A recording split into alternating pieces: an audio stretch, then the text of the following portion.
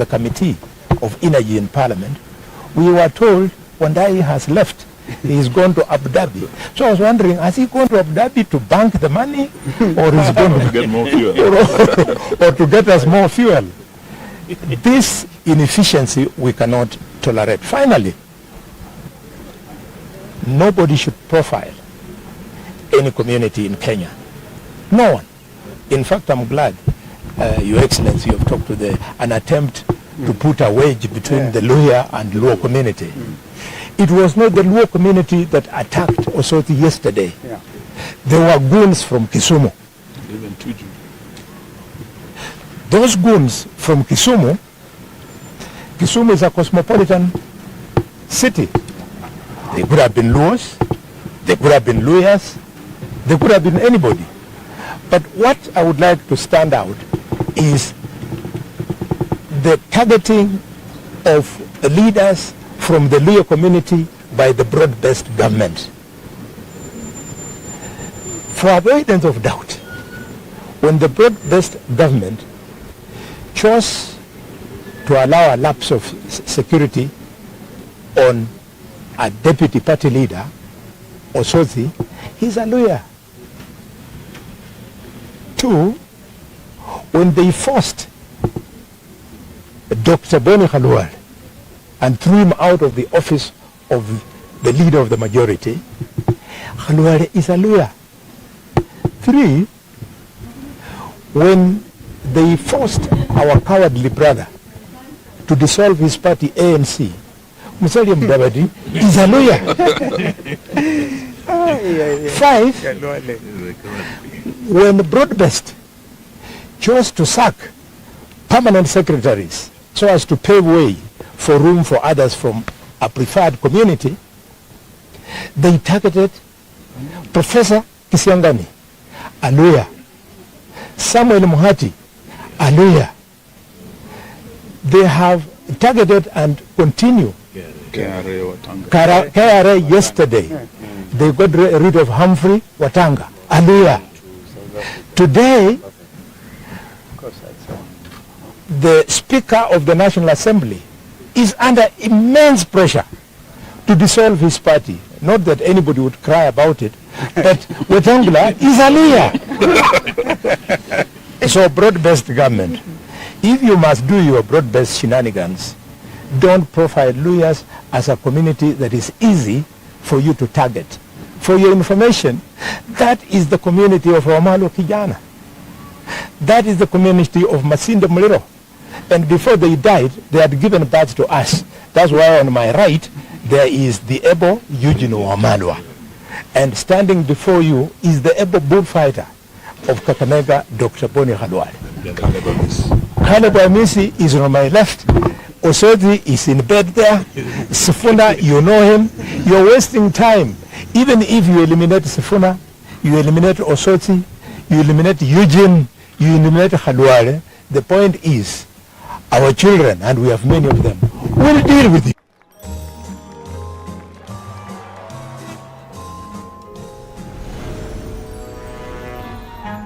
What a lovely day. It's raining. Let's go out and play. How boring. You know, it's not so bad. We'll be happy whatever the weather. Won't let it get us down. Right out of town. Old Saka. If something was to be done, then straight away they would have started with the minister Wandai. Finally, my brother Tuju, when what happened, I was out of the country. Take it in your stride. You and I, we are amongst the few people here, you and I, who joined Honorable Stephen Kalonzo in Parliament in 2002. We have been around for a while, and we can talk about leadership. Rafael Tuju, stay on there. Speak to the Luo community. Don't move away from us. Small young people like Raymond Omondi will go. Once upon a time, there was a man in Kenya called Hezekiah Oyugi. He was even mightier than you. Take it easy. 14 months is a very short time. You can afford to relax and allow the country to move normally. Thank you for those remarks. Thank you. Wonderful.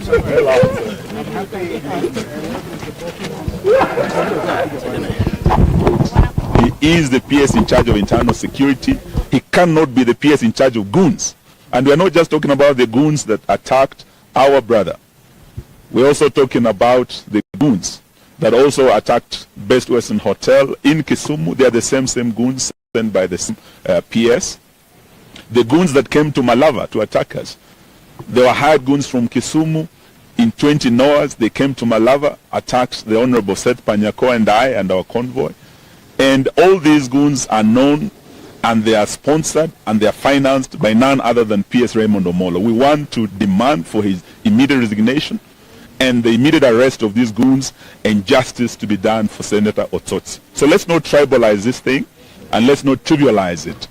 It is a menace that is going to affect us and the coming general election if it's not addressed now. Goonism is a threat to our security, is a threat to our democracy.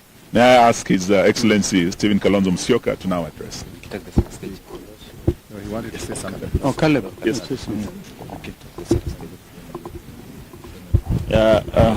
Thank you very much, my seniors and members of the Fourth Estate.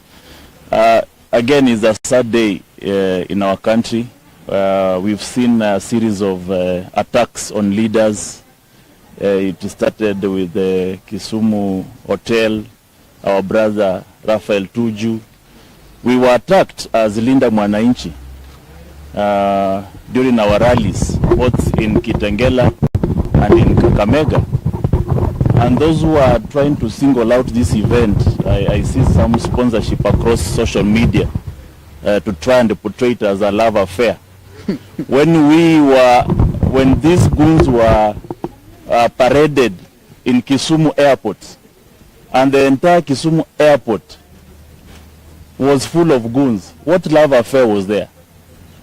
They are the same goons who wanted to attack the entire team of Linda Mwananchi on our way to Kakamega.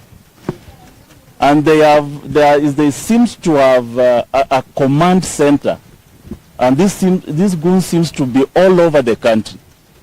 I think it's no longer business as usual, and as leaders of this country are calling the president himself. Let's not even talk about the dog. They are the owners of these dogs. Is the President William Ruto. You are spoiling our country. This is the democracy that brought you to power.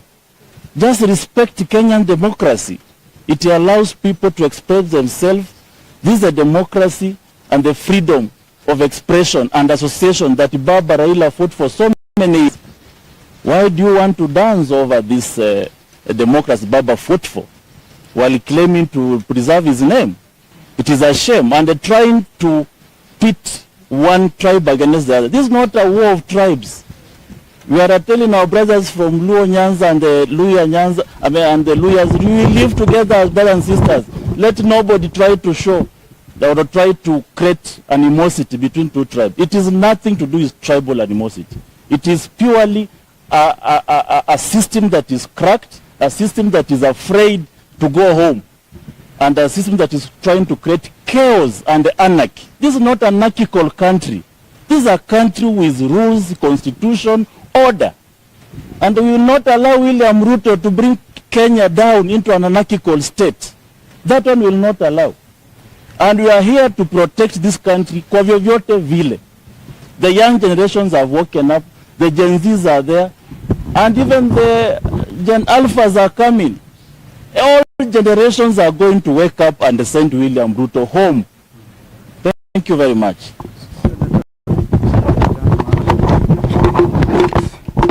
On behalf of the Senate, we have condemned and we are condemning the actions against Senator Osotsi. And these are people who have now been identified. They are known. They have committed a criminal act on the face of everyone and on the face of the law. And the IG and the DCI boss have allowed a lot of crime like this to go unattended and without prosecution. I'm really challenging the IG this time round and his and his police system to make arrests, and we want to see justice being done for Osotsi, and that such other acts stopped all over the country, because these goons are hired everywhere. And anyone on a lot of occasions shouting one time is either kidnapped or beaten up the same way Osotsi was done. And therefore it's a time now we want to see action. We want to see them in court. And in fact, this is attempted murder on Osotsi. And the goons should not be charged with a lesser offense.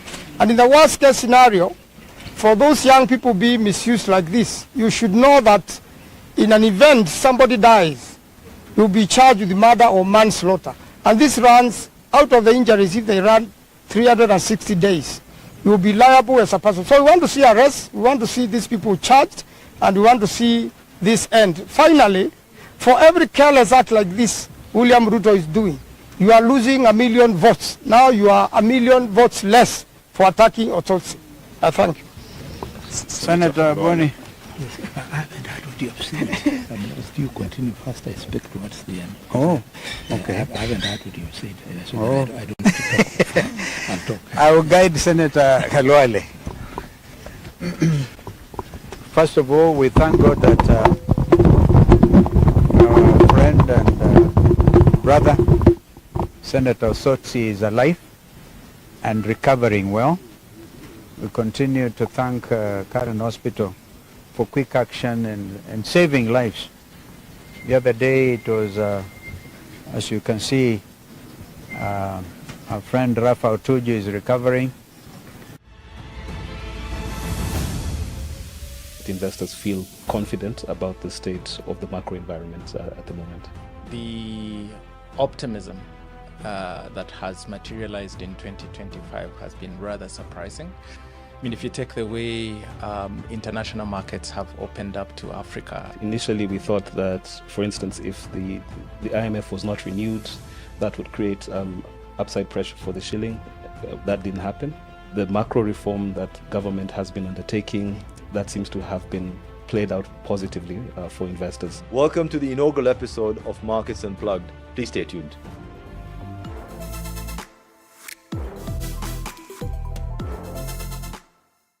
We should try to bring a wedge between the Luo community and the Luya community, because these people live together. And it's very easy to see the plot. It will not work. No Kenyan community will agree to be separated from any other community, not just the western region, anywhere else. If we do not embrace the culture of political tolerance, this country will be blown apart.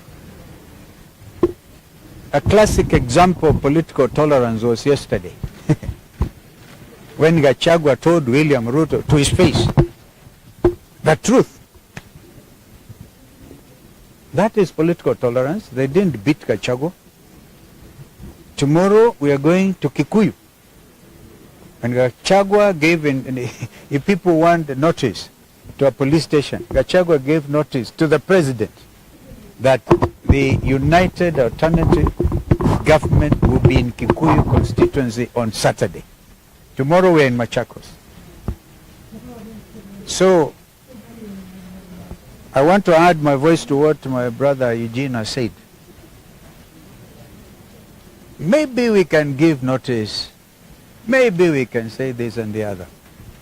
But in my view, as a leader in this country, and having seen the clip, and having listened to Senator Osotsi, there is absolutely no reason why those individuals who attacked Osotsi will not have been apprehended by now. So if they will not have been apprehended by this time tomorrow, we will be on a trail. We're even going now to institute private prosecution against this PS Raymond Omolo. You see, him together with the Minister for Interior, Kipchumba Murkomen, are very powerful individuals. Of course, and the order. This is office of the president. This is William Ruto's office. And therefore,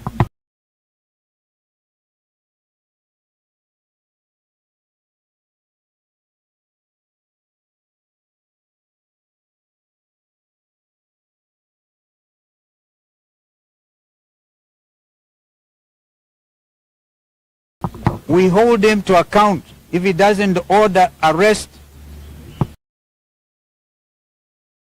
of these goons now, and he doesn't ask. We saw him firing people over this fuel scam. This is a bigger scam because it has to do with the lives of Kenyans.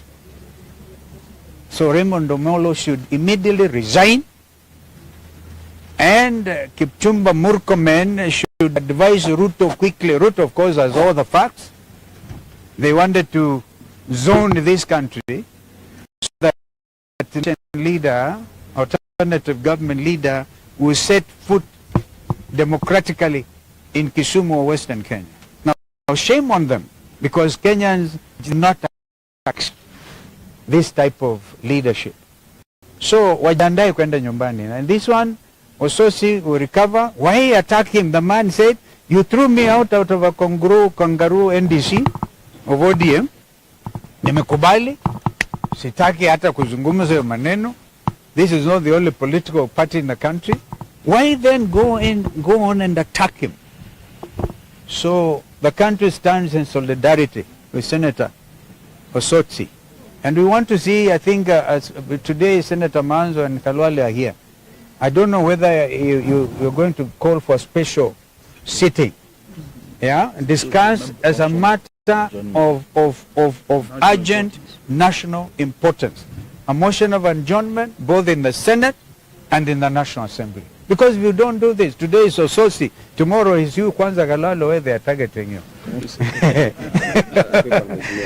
Yeah. You mentioned PS Raymond Omolo. Yeah, to resign immediately. You mentioned him. If he doesn't, we'll go for private prosecution. Yeah. And by the way, we are giving it up to tomorrow. We saw these others who are forced to resign. You know, can resign. And it's a scam. We all know Kenyans are following that fuel scam. Okay? Like, do you have any evidence that it is the PS? But the whole thing is there. People are saying, they're saying these are Wakubwa's men. Raymond Omolo's name is plainly placed before Kenyans. These are his goons. Even Wanga was the These are his goons. All right? These are his own goons. Okay? And by the way, all the goons, the ones who are beating the Gen Zs, right? Escorted by police, because there's a man, the police report to him. Okay? It's so simple as that. And we are leaders. We are calling on him to do the honorable thing, resign. If he doesn't resign, his boss Ruto fires him. If he doesn't fire him, we'll go for both. Thank you. Who manages your wealth, legacy, and connects you with investment opportunities in Kenya and globally? At Standard Chartered, family businesses, business owners, and corporate executives. To join my senior colleagues and my own colleagues, Senator Manzo is here, in the remarks they have just made. This is a very serious problem, and we are lucky we are now starting to have experiences on how the government can respond to this kind of situation. I want to ask the security organs, and by security organs I don't mean Kipchumba Murkomen, because we know where his heart is. He's the same one who asked that youth be shot, yeah, for showing their preferences on public discourse.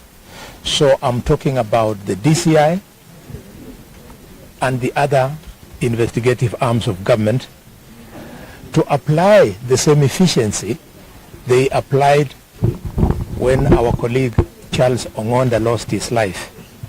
They moved very fast and immediate arrests were made. Because the CCTV footage is there, we want to see arrests. The governor of Siaya, Governor Orengo, is on record mentioning the actual names of some of the the goons. What more can members of the public do in assisting the police to carry out investigations? We want quick action, and as my leader, Stephen Kalonzo Musyoka, has said, PS Raymond Omolo and CS Murkomen are in public office. When you are in public office, you are open to scrutiny. You are open to oversight. You cannot be slandered when you are in public office. We are therefore saying that they have fallen a full mile away from good performance, and therefore both of them should vacate office.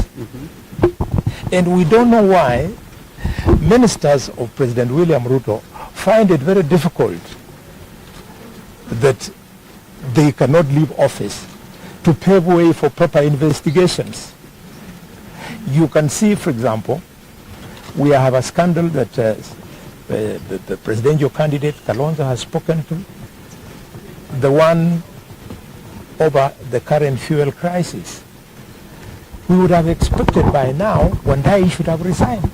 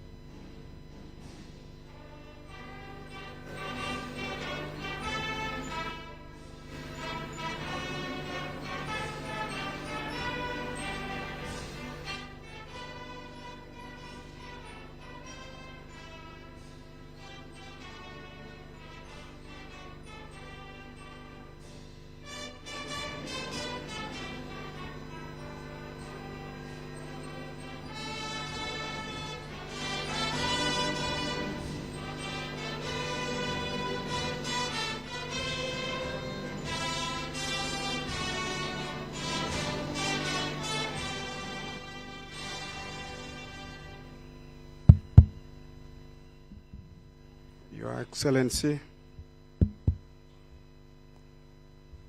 the Governor, honourable members, allow me to take you through prayers. Almighty God, who in your wisdom and goodness have appointed the offices of the leaders and the county assemblies for the welfare of the society and the just government of the people, we beseech you to behold with abundant favor as your servants whom you have been pleased to call to the performance of important trust in this republic. Let your blessings descend upon us here assembled, and grant that we treat and consider all matters that shall come under deliberation in so just and a faithful a manner as to promote your glory and to advance the peace, prosperity, and welfare of our country and of those whose interests we have committed to our charge. Your Excellency will have further prayers from the faith-based mainstream churches, and I grant them the opportunity to proceed. We believe and pray. Dear God, we thank you for Nairobi City County, the rich history this city brings on the table, and the critical role it plays not just as a national economic hub, but also as a corridor and a transit point to different nations.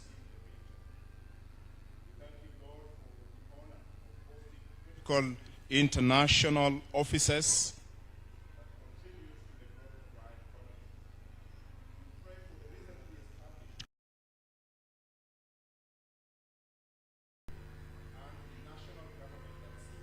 and service delivery through joint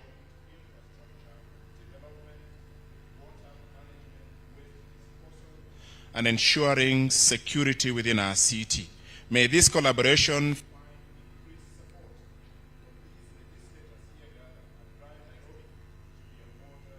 city in Africa and a must-visit destination from across the world. Bless Governor Johnson Sakaja in his leadership of this county as he and the Speaker of this county rally the Assembly to tap this great opportunity of turning around our capital so that as a county they may bequeath to the coming generations a thriving city, positively enhancing the growth of Kenyans and those who live among us. We pray now for President William and his strong conviction and vision of Kenya as a first world nation. May we all as Kenyans believe with him that this vision is. Each contribute best here, and the deliberations should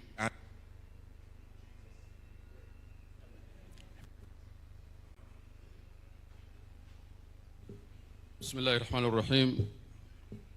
In the name of Allah, most gracious and most merciful, Ya Allah, Lord of the heavens and the earth, the sovereign of all dominions and the disposer of all affairs. We gather here today in humility and gratitude, seeking you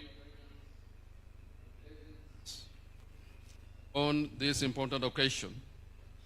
Ya Allah, bless and guide the leadership of this nation, grant wisdom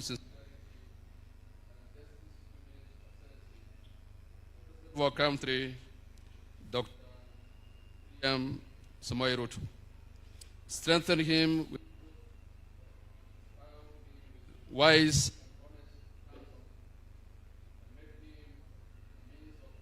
and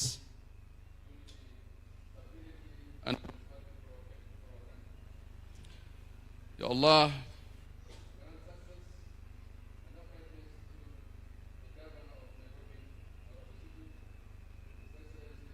Sakaja,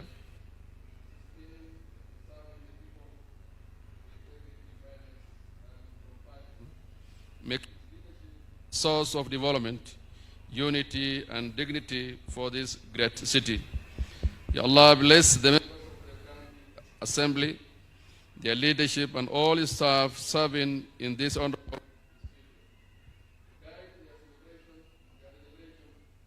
unite their hearts upon truth and grant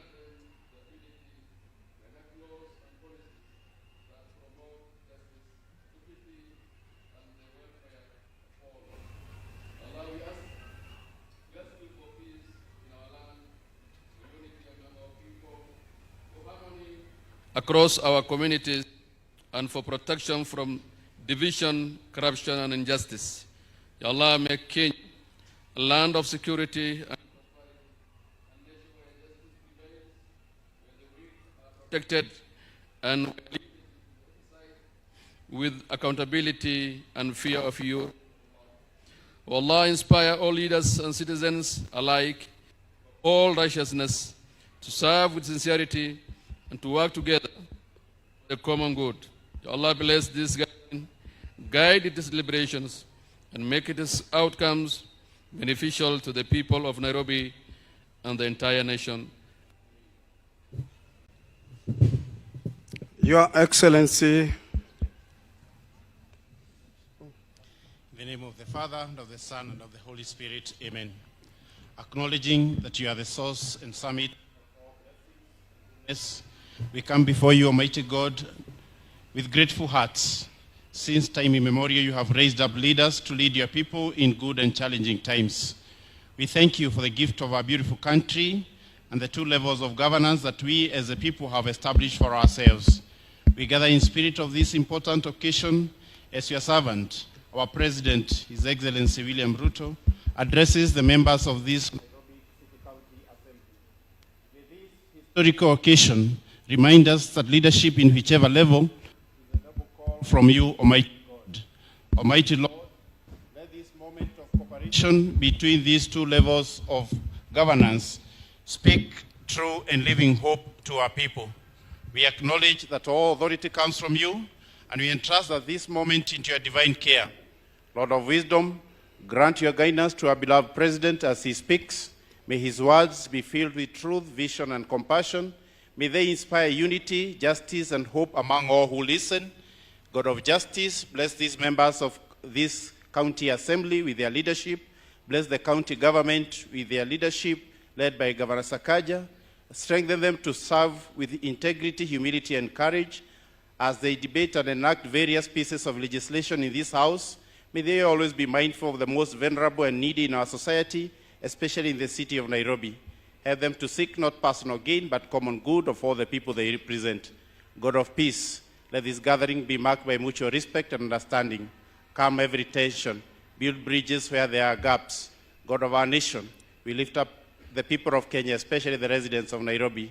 May this presidential address made today uplift the poor, empower the youth, protect the vulnerable, and promote prosperity of all. May your love remain the foundation of leadership in our land, and we entrust this moment and our nation into your hands. We ask this through Christ our Lord. In the name of the Father, and of the Son, and of the Holy Spirit. Amen. Your Excellency, the Honorable William Samoei Ruto, PhD, CGH, President of the Republic of Kenya and Commander-in-Chief of the Defense Forces. His Excellency, Honorable Johnson Arthur Sakaja,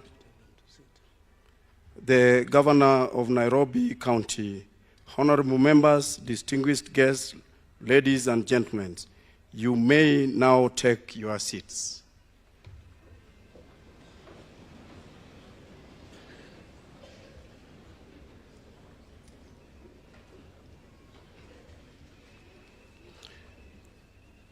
Your Excellency, honorable members, distinguished guests, on the convening of the County Assembly under Article 189 of the Constitution of Kenya 2010 enjoins the national and county government to cooperate, consult, and coordinate in the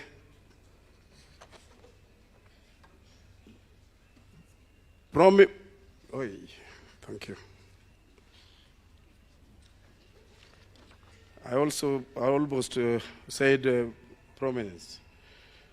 And coordinating the performance of their respective functions and to support each other through structured mechanism of engagement. Further, Section 6.5 and 6 of the Urban Areas and Cities Act 2011 accord Nairobi City as the capital of the Republic a unique status and contemplates enhanced collaboration between the national government and the county government in the governance and management on its affairs.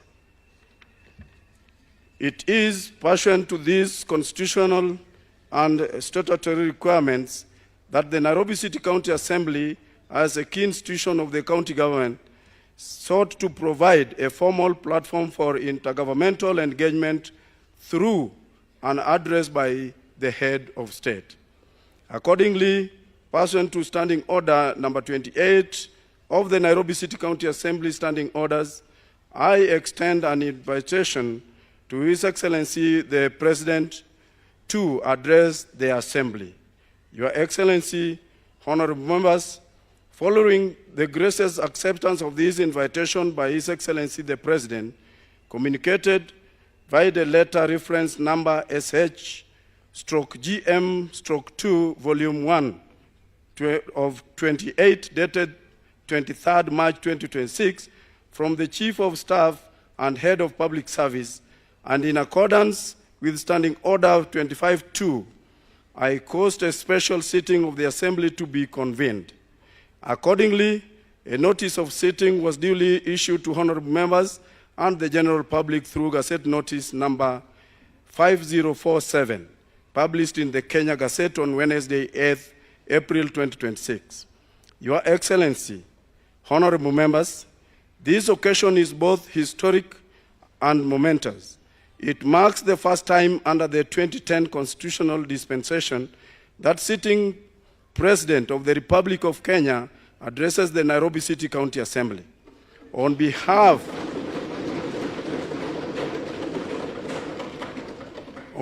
of Nairobi City County Assembly, I wish to convey our profound appreciation to His Excellency the President for graciously accepting our invitation and for honoring this assembly with his presence. Accordingly, honorable members, I now confirm that this special sitting of the Nairobi City County Assembly is properly convened. I thank you. Honorable members, on the recognition of invited guests. Your Excellency, it is also the custom of this assembly to recognize invited guests seated at the Speaker's Gallery. I therefore wish to recognize the following guests who are seated at the Speaker's Gallery.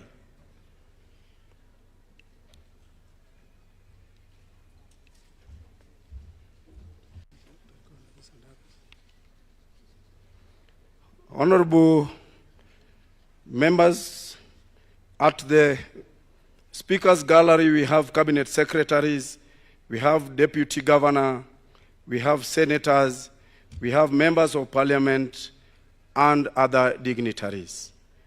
And also at the public gallery, we have members of the Nairobi County residents. Thank you.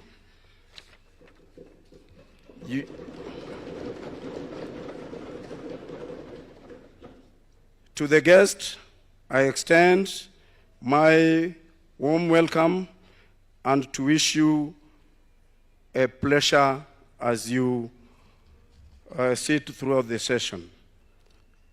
Honorable members, you will now allow me on or under the invitation of the President to honor the distinguished guests, ladies and gentlemen. It is now my singular honor and distinguished privilege to invite His Excellency Honorable William Samoei Ruto, PhD, CGH, President.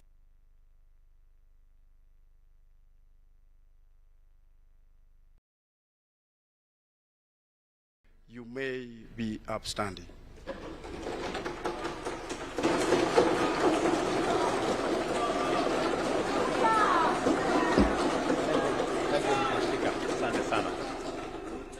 Thank you very much, honorable members.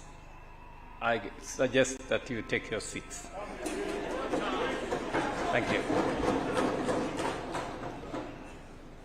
Your Excellency, my brother, the governor of the great city of Nairobi, the Honorable Johnson Sakaja. My good Speaker, the Honorable Speaker of the County Assembly of Nairobi, Kennedy Ngondi. Honorable members of the County Assembly, distinguished ladies and gentlemen, 13 years after the birth of devolution under the Constitution of Kenya, I stand before you today as the first president and head of state to address the County Assembly of our capital city.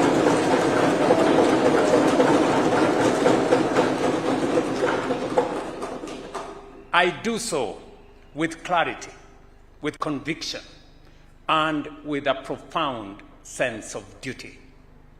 Because Nairobi is not only another county, it is not just another county.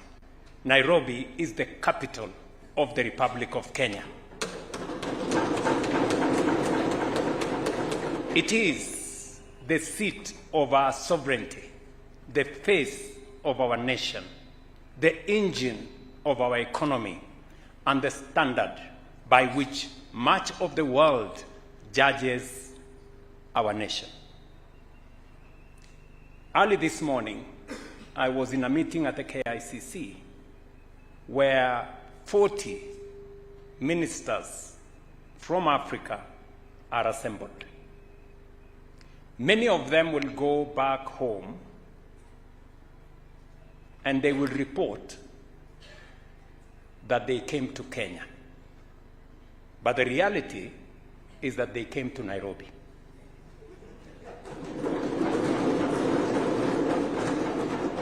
That is the essence of the importance of Nairobi. When Nairobi works, Kenya works. When Nairobi fails, Kenya pays the price. That is why we must speak plainly and with candor to each other today. For too long, Nairobi has been a city of immense promise, trapped by chronic dysfunction. A city of extraordinary potential, suffocated by disorder, delayed by indecision, undermined by poor planning, and held hostage by interests that profit from chaos. This city that should be the pride of Africa has too often been forced to settle for standards that are frankly unacceptable. And let us be honest, this did not happen overnight. It happened because for many years, too many leaders chose comfort over courage. Too many people in positions of responsibility looked away when hard decisions were required. Too many tolerated mediocrity. Too many postponed action. Too many chose political convenience over public good. And the result is what we see around us.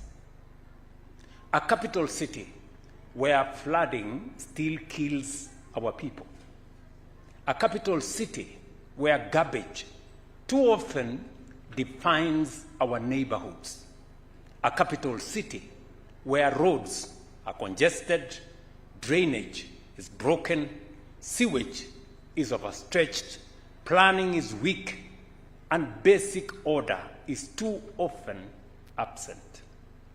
A capital city where too many residents still live without dignity in the very city whose labor, talent, and expertise sustain our national economy.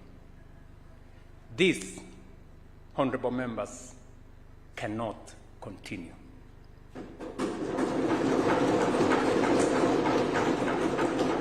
Why? Because Nairobi is too important to Kenya to be governed casually. It is too central to our national prosperity to be left to drift. It is too consequential to our international standing to be allowed to decay under the weight of indecision and excuses. Today, honorable members, Nairobi contributes 27.5% of Kenya's economy, generating over 4.1 trillion Kenya shillings annually. It hosts the only United Nations headquarters in the global south. It is home to diplomatic missions, multinational firms, regional institutions, innovators, entrepreneurs, workers, traders, and millions of Kenyans who come here every day in pursuit of opportunity. Nairobi is not merely a city. It is a national asset. And if we are serious about Kenya's future, then we must be serious about Nairobi. That is why the cooperation agreement signed between the national government and the Nairobi City County government on the 17th of February 2026 is not a ceremonial document. It is not public relations. It is not politics for headlines. Honorable members, your role in the governance and proper functioning of Nairobi City County cannot be overstated. You have a duty to ensure that the needs and concerns of your constituents are properly addressed. I want to thank you, honorable members, for your efforts in reviewing and approving this agreement. It demonstrates your commitment to addressing the challenges that our great city faces. It is a deliberate act of national correction.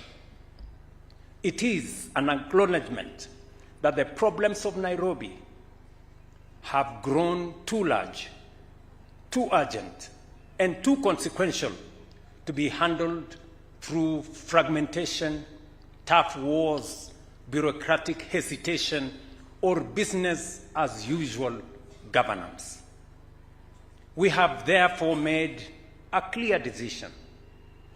The era of drift must end, and the era of coordinated execution must begin.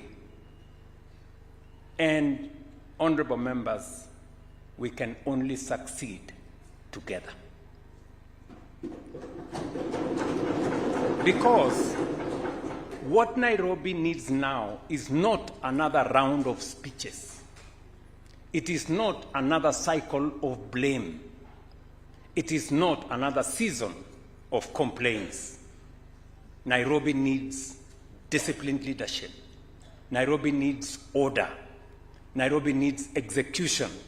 Nairobi needs results. And that is exactly what we intend to deliver together. I have listened carefully to what Kenyans say about our city. I have heard their frustration. I have heard their disappointment. I have heard their anger sometimes. And I have heard that residents say, what businesses say, what visitors say, what investors say, and what Kenyans in the diaspora say when they compare Nairobi with other cities across Africa and beyond. And the truth is this: many of them are right. They are right to ask why our capital still struggles with basic urban order. They are right to ask why growth has not been matched by planning. They are right to ask why this city, with all its importance, has so long looked and functioned below its status. They are right. They are right to demand better. From fewer than 300,000 people in 1960, Nairobi has grown into a city of close to 5 million residents, swelling even further during the day. But this growth has not been matched by the infrastructure, the systems, planning discipline, and service delivery that a modern metropolis require. Your governor here keeps reminding me discussions he's had with other mayors and county governors on the kind of resources they deploy for residents to get what is rightfully required of a modern city. More than 60% of residents live in this city of ours in informal settlements.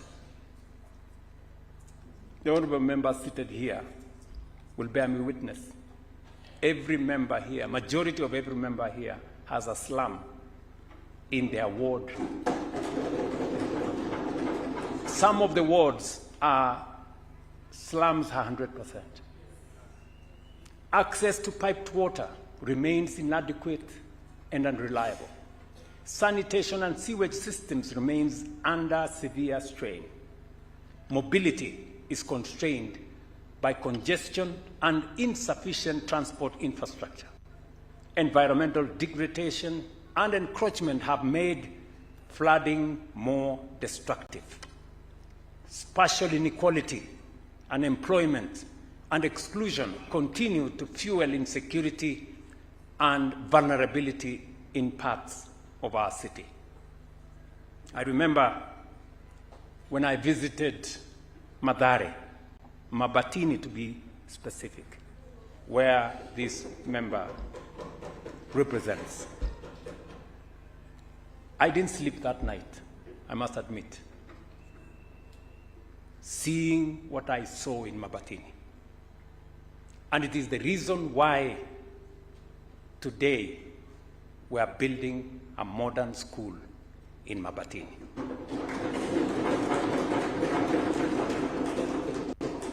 These are not isolated problems. These are symptoms of a city that has for too long been managed reactively instead of strategically. And we must also say this without fear. There are people who benefit from this dysfunction.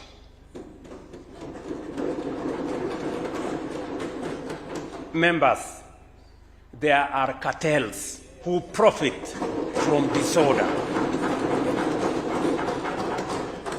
There are interests that thrive in illegal connections, illegal dumping, illegal occupation, illegal construction, and broken systems.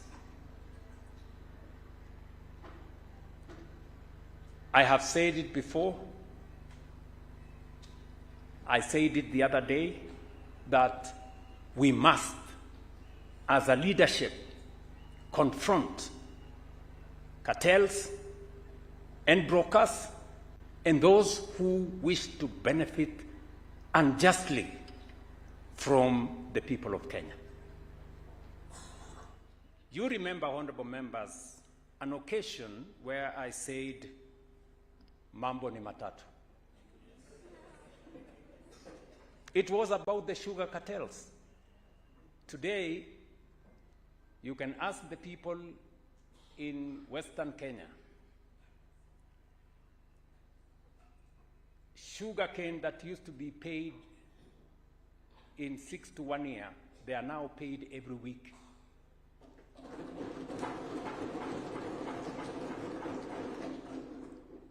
Workers working in sugar companies that used to be paid by government, they are now paid by factories every month. And we are well on course to being not just a sugar sufficient country, we will be a sugar exporting country in the next 2 to 3 years. That is what confronting cartels gives us. We have confronted the fertilizer cartels, including those who sold stones to us as fertilizer. They are no longer in office. We have confronted the coffee cartels that made it impossible for farmers to earn any decent return for their coffee. Just imagine one person was a farmer, had a license as a miller, had a license as a broker, and was also participating in buying coffee at the coffee exchange. One person. Today, when we broke the cartels, the price of coffee has moved from 50 shillings per kilo to 120, 130, 150 shillings per kilo. I recently took head-on the fuel cartels. Members, we must take the cartels in the city of Nairobi head-on.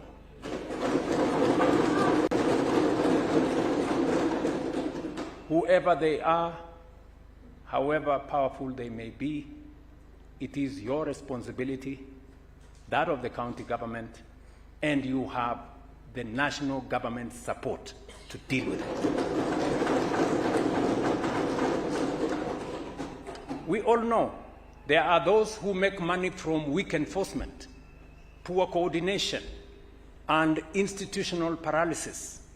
There are those who shout the loudest against reform precisely because they benefit most from failure. We know them.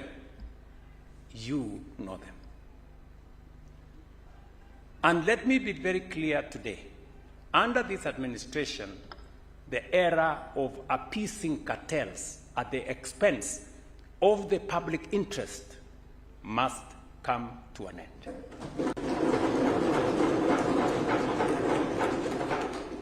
Because leadership is not about protecting comfortable arrangements for a few people. Leadership is about delivering justice, dignity, order, and opportunity for the majority. That is what leadership is.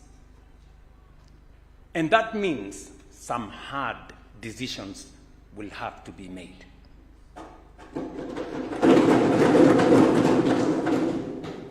If roads must be expanded, they will be expanded. If enforcement must be, encroachments must be removed, they will be removed. If drainage channels must be cleared, they will be cleared. If illegal structures must come down, they will come down. And if systems must be reorganized to restore order, they will be reorganized. We, honorable members, must stop doing anything otherwise. We cannot demand world-class infrastructure while defending lawlessness.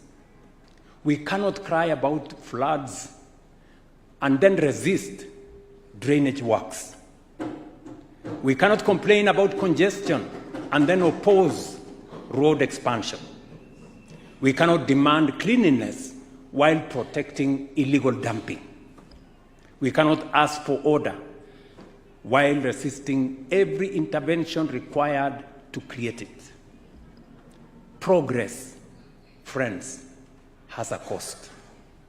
Reforms has a cost. Order has a cost. But you know what? Disorder also has a cost.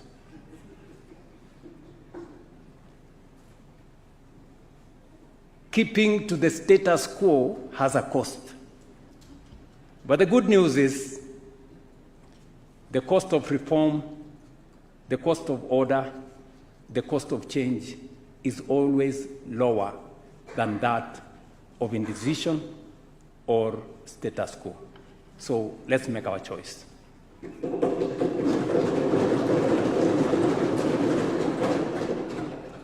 And for us who are seated in this auditorium, I'm speaking to you as president and as a friend.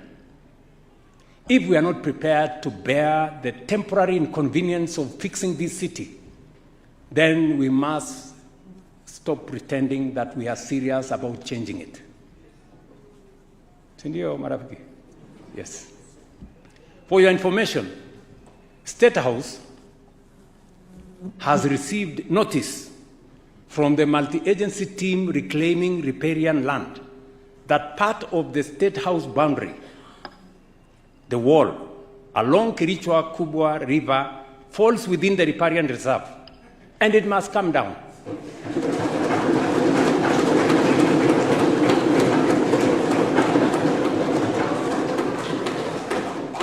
Yes, it must come down. They have told me at least 15 meters from the high mark. And I promise you that wall will come down. Honorable members, the great cities of the world did not become great by accident. They became great because leaders like the ones seated in this assembly chose discipline over disorder, long-term planning over short-term politics, and public interest over private convenience. A serious city guarantees mobility. It guarantees water, sanitation, safety. A serious city plans where people live, how they move, how they trade, and how infrastructure supports growth. A serious city protects green spaces, manages waste properly, and creates a dignified urban environment in which enterprise and opportunity can thrive. That is the standard we must now impose upon ourselves. And it is why this cooperation agreement matters. It is not about transferring functions. I want to tell you this. This is not another NMS.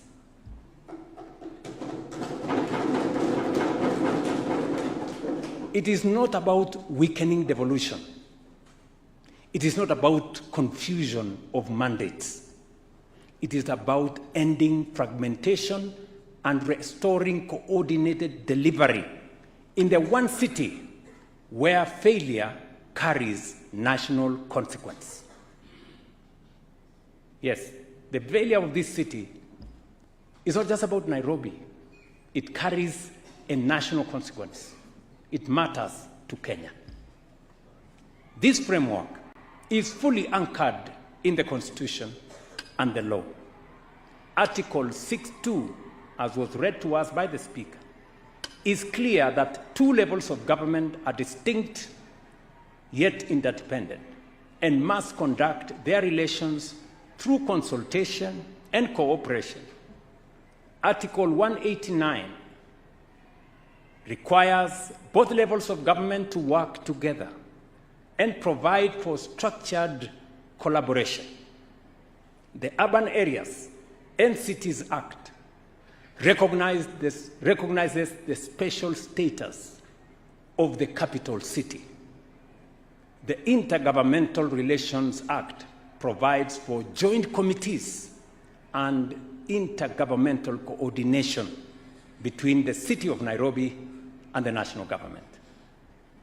And under this cooperation agreement, formalized on the 27th of February 2026, this year, during the inaugural Joint Steering Committee, we now have structured implementation platform backed by an initial Kenya shillings 80 billion to drive feasible and measurable transformation in the city of Nairobi.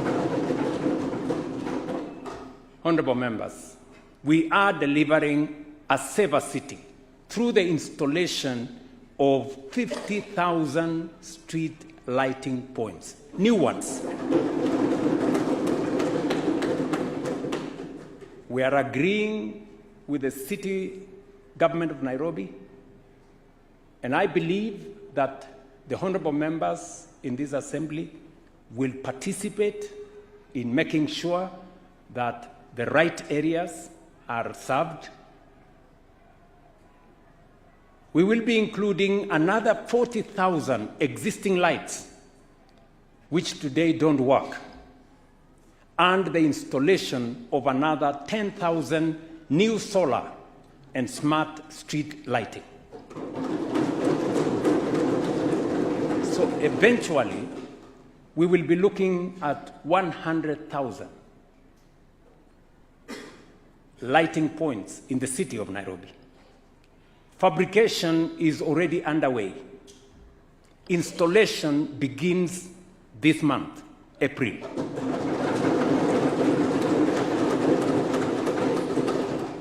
By end of May, Nairobi will begin to see feasible improvements across key corridors and neighborhoods. And within 6 months, this city will be markedly brighter, safer, and more secure.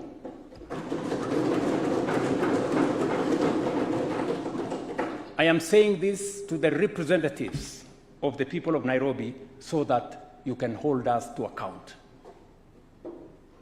We are also extending safe electricity through last-mile connectivity in informal settlements, beginning this month with Hospital Ward, and moving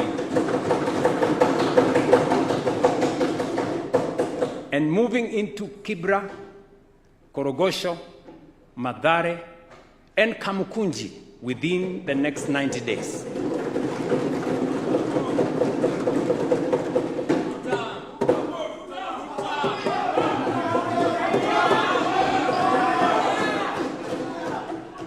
Today, while I was going to my office, when I opened my phone, I saw a message from the member of the County Assembly of Hospital Ward.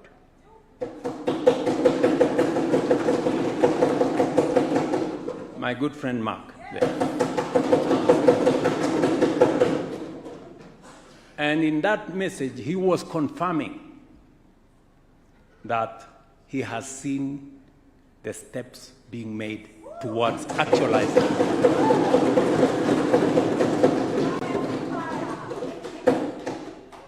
Mark is here, right?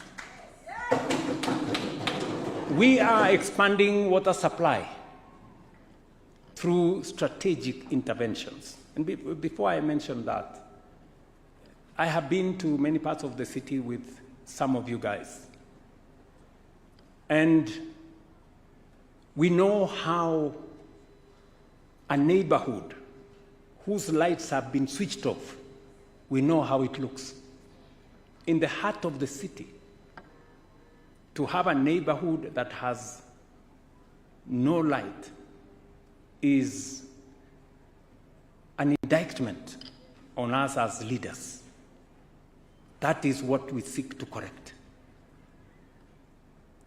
On matters water, I have said, including Ngedu Kigiri Waterworks, we are changing so that we can add 50,000 cubic meters of daily water supply.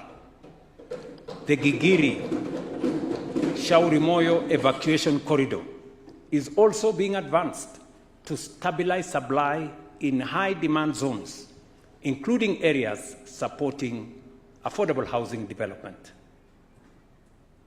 We are deploying a budget from the Ministry of Water, working together with the county government to make sure that we realize this. On sanitation, we are undertaking what should have been done many years ago. We are building 2 parallel 27-kilometer trunk sewers along the Nairobi River corridor. We are developing a 60,000 cubic meter per day treatment plant and expanding last mile sewer connectivity, and also supporting the long-term expansion of sewage systems for this city. You all know I have visited those areas with you. Oscar, you remember, we were in your corner. Ringo there, you know, we were in your corner. I was there with you. Usiseme hukuona ile kazi tunafanya pale. In fact, it was in your ward that we entered the sewer line, you know. Sewer line big enough for that tall man to go in, standing. That is what we should have done many years ago. We're now doing it because it is never too late to do the right thing. On roads and drainage, we are implementing a 247-kilometer urban roads program for the city of Nairobi. Many people would ask me, where is 247 kilometers in the city of Nairobi? Yes, there is. The first phase of 63 kilometers is already ongoing and expected to be completed in the next 2 months. When I came here, I saw my friend Kados. Yes. And Kados confirmed to me that what I am saying here is going on in his ward. In fact, he was telling me that road is being built day and night. Yes. Correct, Kados? Yes. So I'm not talking stories, friends. We are matching what we are saying with what we are doing. Another 58 kilometers commenced this month, and subsequent phases are being funded to begin without any delay. This will be complemented by drainage interventions in identified flood hotspots so that we can stop managing floods as annual surprises and start treating them as infrastructure failures that must be fixed.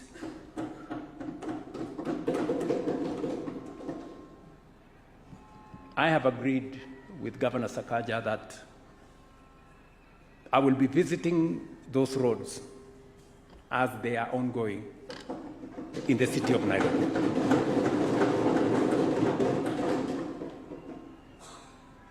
Because we have many naysayers. So we want to actualize what he said, seeing is believing. Solid waste management, one of the clearest symbols of Nairobi's disorder, is also being fundamentally overhauled. The Nairobi City County government will provide, actually has already provided, 100 acres of land for a material recovery facility and multiple transfer stations across the city. Work is already underway at Dandora, where 40 trucks are on site clearing legacy waste, and additional capacity is being mobilized. My good friend from Dandora, I saw him, the member of parliament for the county assembly. That good man, I saw him somewhere. Yeah, can bear us witness. And within 3 months, we expect the core system of this facility to be operational, within 6 months, Nairobi should begin to experience the kind of functioning waste management system that any serious capital city should already have. Are you keeping the timelines? Yes. And let me say this clearly. The national government is not standing at the sidelines on this waste management story. We are backing this effort in real and practical way, including I have committed to support the waste management in the city of Nairobi with 2 billion Kenya shillings from the national government annually.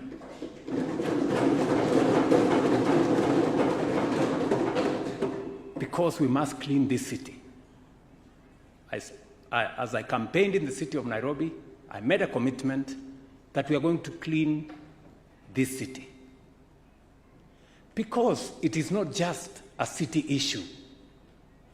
It is a public health issue, an environmental issue, a dignity issue, and a national image issue. We are also modernizing markets because Nairobi's economy is built not only in boardrooms and office towers, but more in markets, workshops, stalls, transport corridors, and trading ecosystems where ordinary Kenyans struggle and strive every day.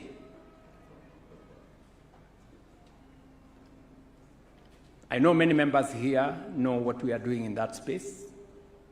And I must say, the citizens and residents of this great city of Nairobi are beginning to be part of that change. I was very touched when I saw the leadership of Gikomba Market step forward and say, we want our market to be built.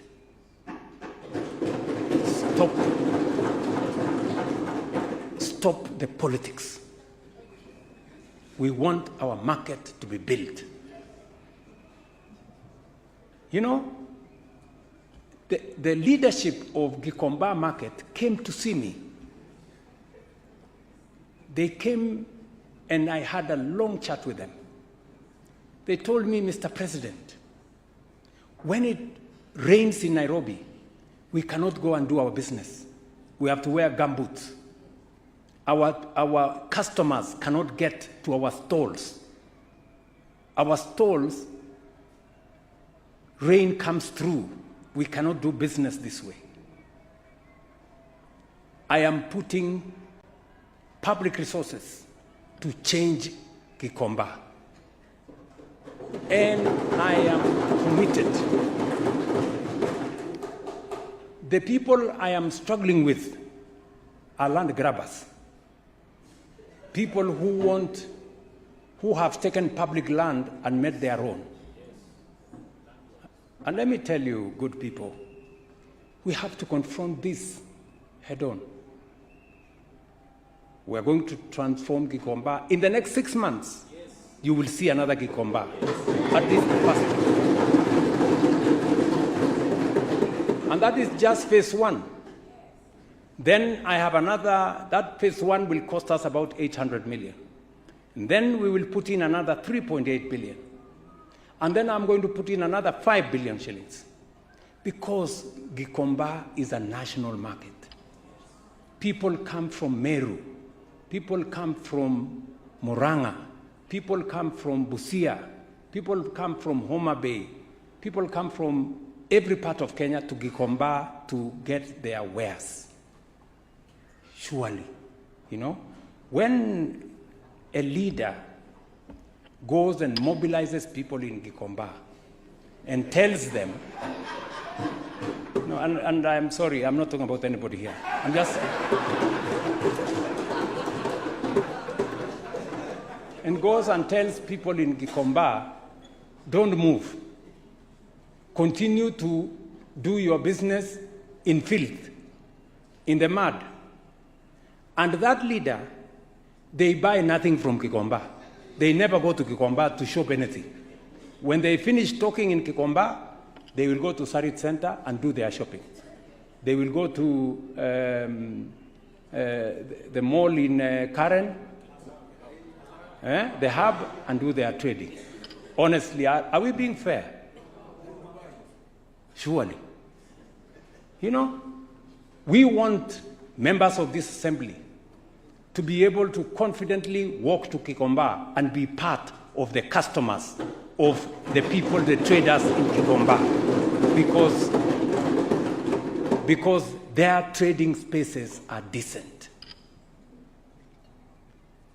And because a functioning city must also be a safe city, we will strengthen urban security through establishment of a Nairobi Metropolitan Police framework to support coordinated, responsive, and effective security management across the capital. You agree, honorable members, but that there are some parts of the city that become very difficult to go because of insecurity. And in further improving security in Nairobi, I have directed the Ministry of Interior to commence implementation within the next 60 days of enforcements to the Integrated Command and Control Communication Center in Nairobi.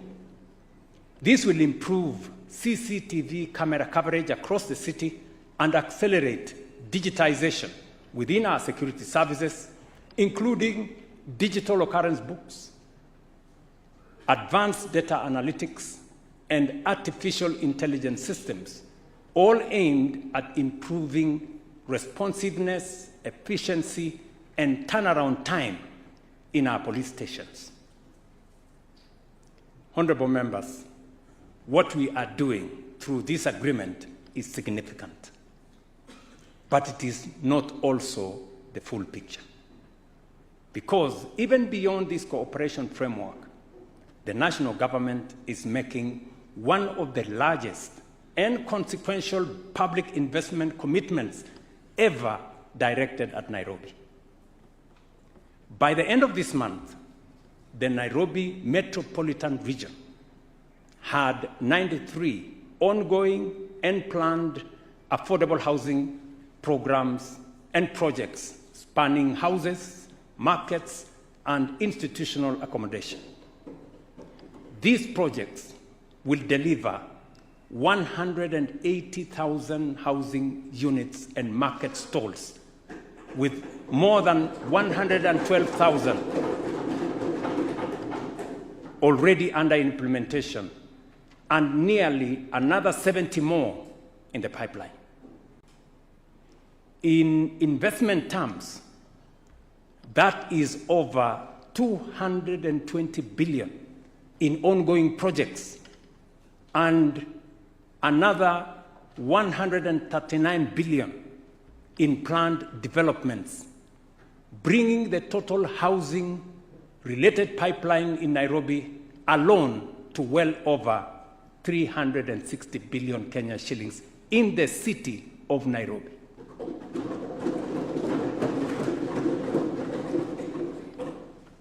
I have been with you guys to many parts, the houses, the markets. We've been there together.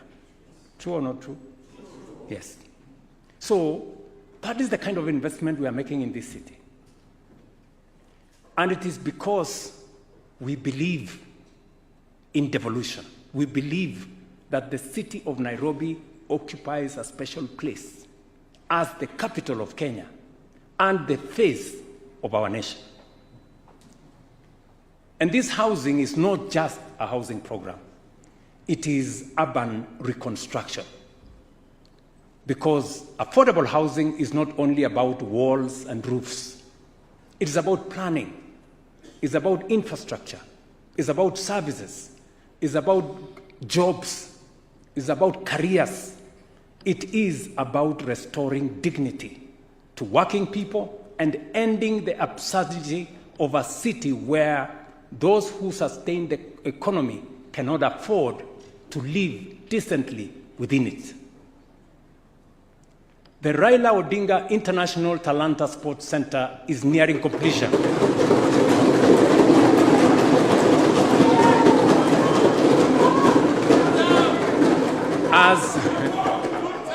As we prepare for the 2027 AFCON tournament, the Bomas International Convention Complex is being developed to strengthen Nairobi's position as a premier MICE destination.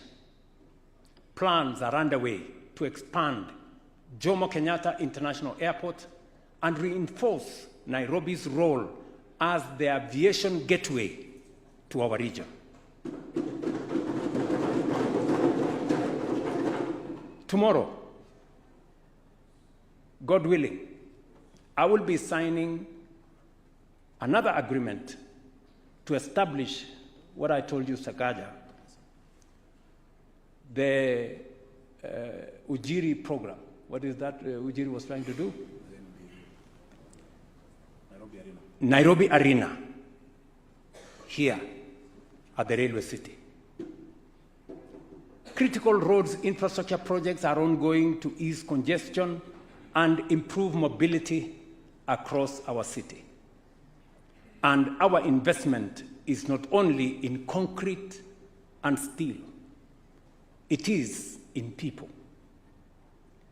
In education, we are expanding classroom infrastructure to meet growing enrollment and improve learning environments for our children, where we allocated an additional 1 billion shillings in the last financial year for development of classrooms.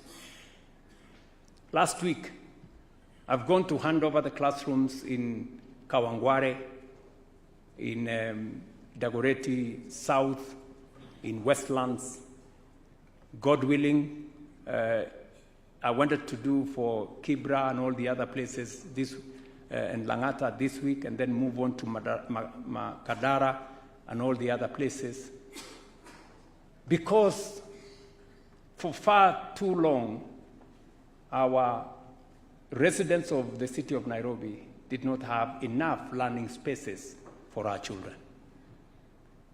In health, Nairobi's system is undergoing a serious transformation.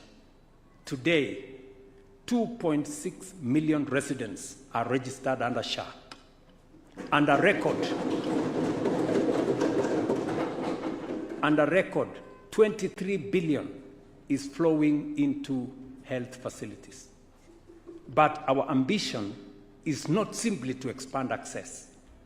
Our ambition is to build a health system worthy of a capital city, one anchored by the transformation of Kenyatta National Hospital and the development of a modern referral facility built for the future. We're also investing in Nairobi's youth through programs such as Nyota and other targeted interventions to expand access to jobs, skills, and enterprise opportunities. And as Nairobi rises, so too must its identity as the creative and cultural heartbeat of this region. That is why we are advancing the Creative Economy Bill 2026 and putting in place an incentive framework to make Nairobi the sub-Saharan capital of film and content creation, a city where talent is monetized, creativity is industrialized, and young people can build livelihoods from the power of their ideas. Taken together, these investments are not random projects. They are part of a deliberate national strategy to renew, modernize, and reposition Nairobi as a functional, competitive, orderly, and globally respected capital. Honorable members, ultimately, this is not just about money. It is not just about plans. It is not just about programs. It is about leadership. Let me repeat, it's about leadership. That's what it is. That's what it boils down to. It's about whether we, in this generation, will finally do what others before us feared to do. Will we, members, will we confront resistance when it comes? Will we stand firm when vested interests complain? Will we push through when cartels fight back, because they will? Will we make the decisions that are right, even when they are not immediately popular? Or will we retreat into the same old cycle of hesitation, excuses, blame, and underperformance? These are the real questions before us. Because leadership is not tested when decisions are easy. Leadership is proven when the right thing is difficult.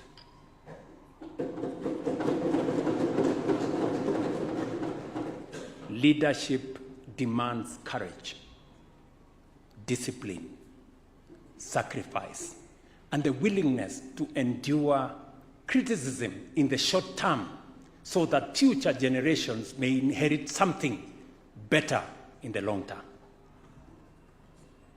And history will not remember us for the excuses we made. History will not remember us for, history will only remember us for what we changed. History will not hold us to account when we fail to do the wrong thing. The responsibility, honorable members, is yours and mine today. And as I said earlier, it's never too late for us to do the right thing. So let us not be the generation that inherited a great capital and left it broken.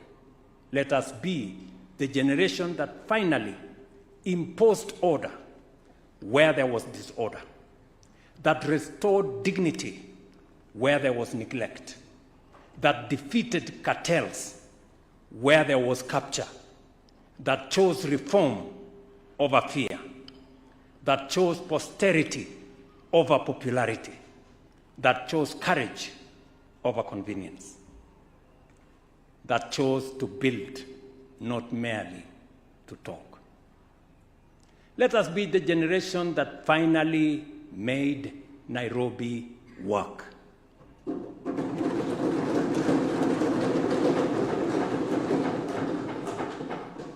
Let us do it now, firmly, unapologetically, and without turning back, together. Honorable members, I thank you for your kind attention. Thank you very much, and God bless you.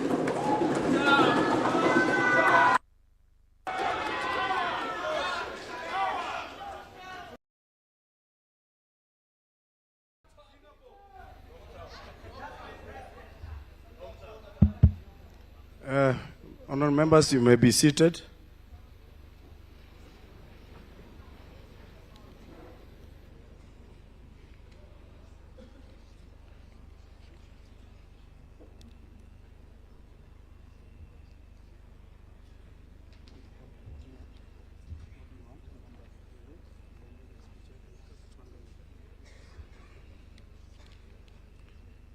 Thank you, Your Excellency.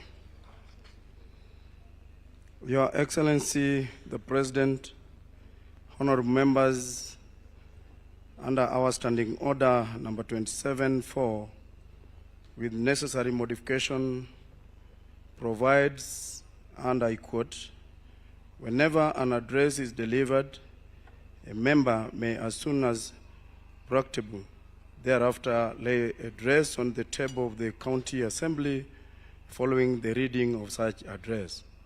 I therefore now call upon the leader of Majority Party, Honorable Peter Imwatok, MCA, to lay address of Excellency the President on the table of the County Assembly and give notice of motion contemplated in Standing Order number 27-5. Kindly, Clerk, facilitate the Honorable Majority Leader.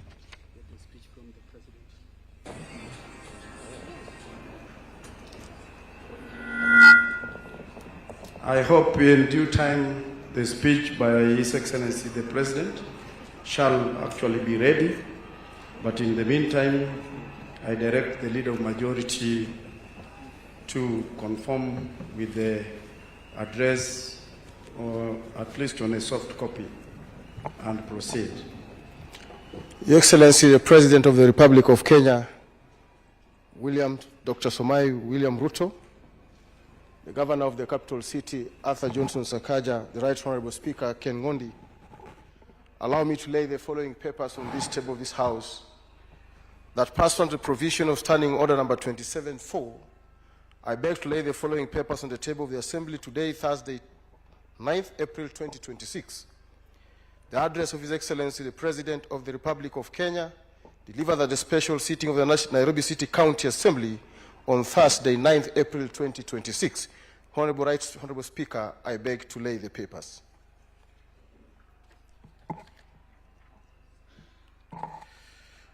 Honorable Speaker, before I proceed to give a notice of motion, allow me on my own behalf, on behalf of the members of the County Assembly of Nairobi, to express our sincere appreciation for honoring this assembly with your presence, Your Excellency the President.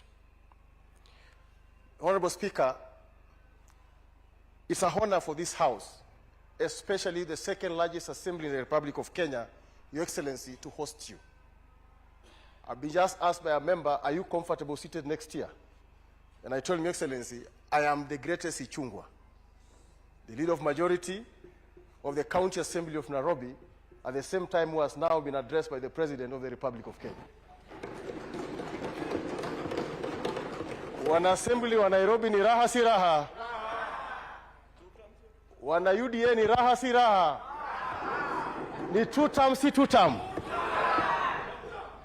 Ukiweka kidole chini wewe shetani na kufuata. Ni two-term si two-term? Allow me, the Right Honorable Speaker, to appreciate that and say thank you so much, Your Excellency the President, on behalf of the people of Nairobi. We are honored to have you here, and we are grateful for the great cooperation that Nairobi is going to realize a great potential of a capital city. So having said that, Honorable Speaker, allow me now to lay the following notice of motion before this Honorable House. Honorable Speaker, I beg to give the notice of the following motion.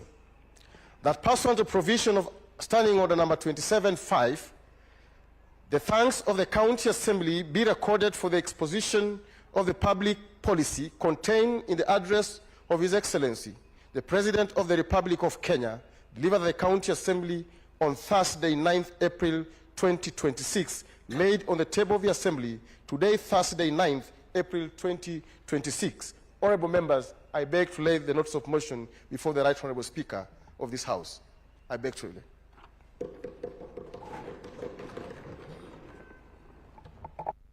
Thank you, Leader of Majority. Honorable members, the papers laid stand committed to the House Business Committee for allocation of the business, and the notice stand given. Honorable members, please, I beg you be upstanding. Your Excellency the President, we have come to the conclusion of business of the day, and it is now time to adjourn. The Assembly now stands adjourned until Tuesday, 21st April 2026 at 2:30 p.m. Your Excellency the President, I request all members and all guests to remain standing in your places until the procession of His Excellency the President, His Excellency the Governor, and the Speaker leaves this chamber.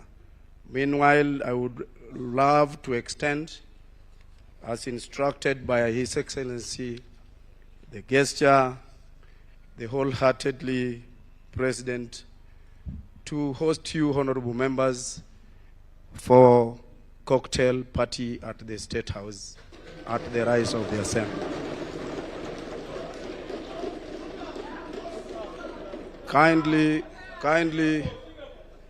Kindly make sure you bear your tag for ease of identification. Thank you. The Assembly stand adjourned.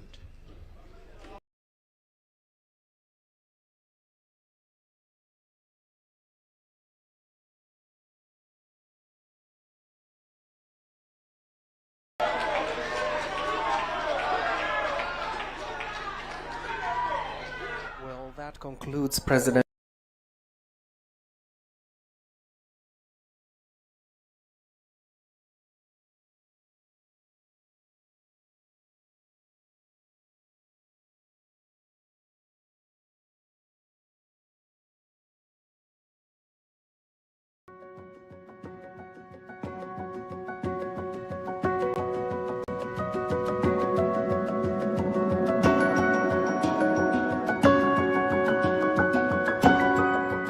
Country, because many other outsiders in terms of networking and linkages will now become participants in international affairs matters, health, and I think this will actually give us a great opportunity to also learn from others. So with those few remarks, I support this proposal, Honorable Madam Speaker. Thank you. Very well. Member for Moyale. Thank you, Madam Speaker. I wish to raise to support the award of the Charter for the establishment of Kenya Medical Research Institute. Madam Speaker, given the chance, the Charter will enhance advanced scientific research that is conducted by the Kenyan people, scientists. And when it's done so, it will help in the advancement of humanity and improve the health of human beings. Madam Speaker, through the Institute, we shall have enhanced North-South collaboration, actually conduct more. We are doing now, currently, we're partnering CDC with CDC and many other international organizations. But when it has its own charter, it will give people postgraduate training, both in master's and PhD and postdoctorate, and that way enhance the visibility. Currently, if you look at the Kenya, in Africa, University of Nairobi is number 950, around 950, and number one in Kenya. But if Kemri does its own research and award its own degrees, and they conduct their research, it will increase the visibility of the institute. And it will attract other people from other parts of the world to come and struggle to fight, to compete with other scientists.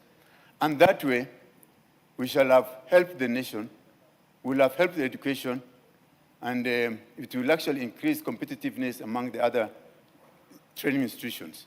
So with those few remarks, Madam Speaker, I support the award of the charter to the Kemri Institute. Very well. I cannot see Honorable Parashina. Is he in the house? Oh, you're seated on the other side. Thank you, Madam Speaker. Take 3 minutes. To be here. Thank you, Madam Speaker. I also stand to support the elevation of Kemri to become an university. Madam Speaker, this is a strategic investment for future. Many countries in the world have been able to bridge the gap between research and training by establishing an university. Madam Speaker, as I stand to support, we need also to check the preparedness of future health pandemics.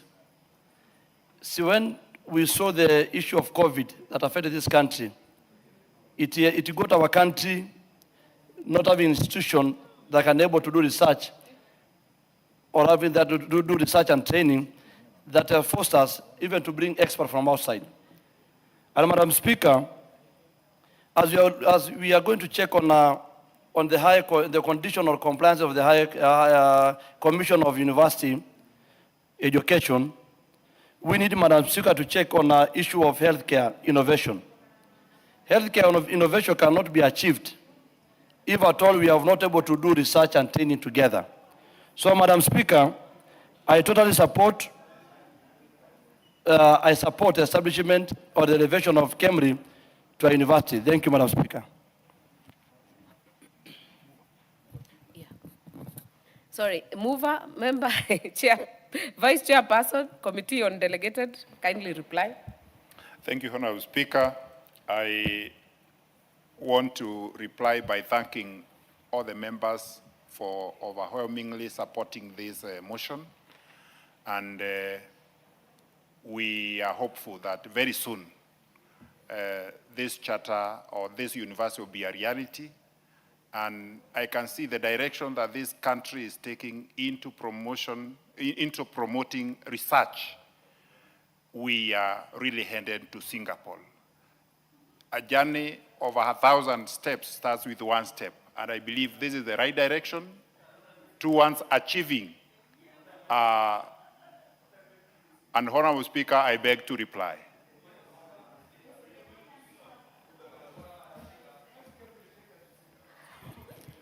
Other members, honorable members, I therefore put the question that this House adopts the report of the Committee on Delegated Legislation on its consideration of the draft charter for the establishment of the Kenya Medical Research Institute laid on the table of the House on Tuesday, 7th April 2026, and pursuant to the provisions of Section 24(1) of the Universities Act Cap 210, this House approves the award of charter for the establishment of Kenya Medical Research Institute. As many as are of that opinion say aye. Aye. As many as are of a contrary opinion say nay. The ayes have it.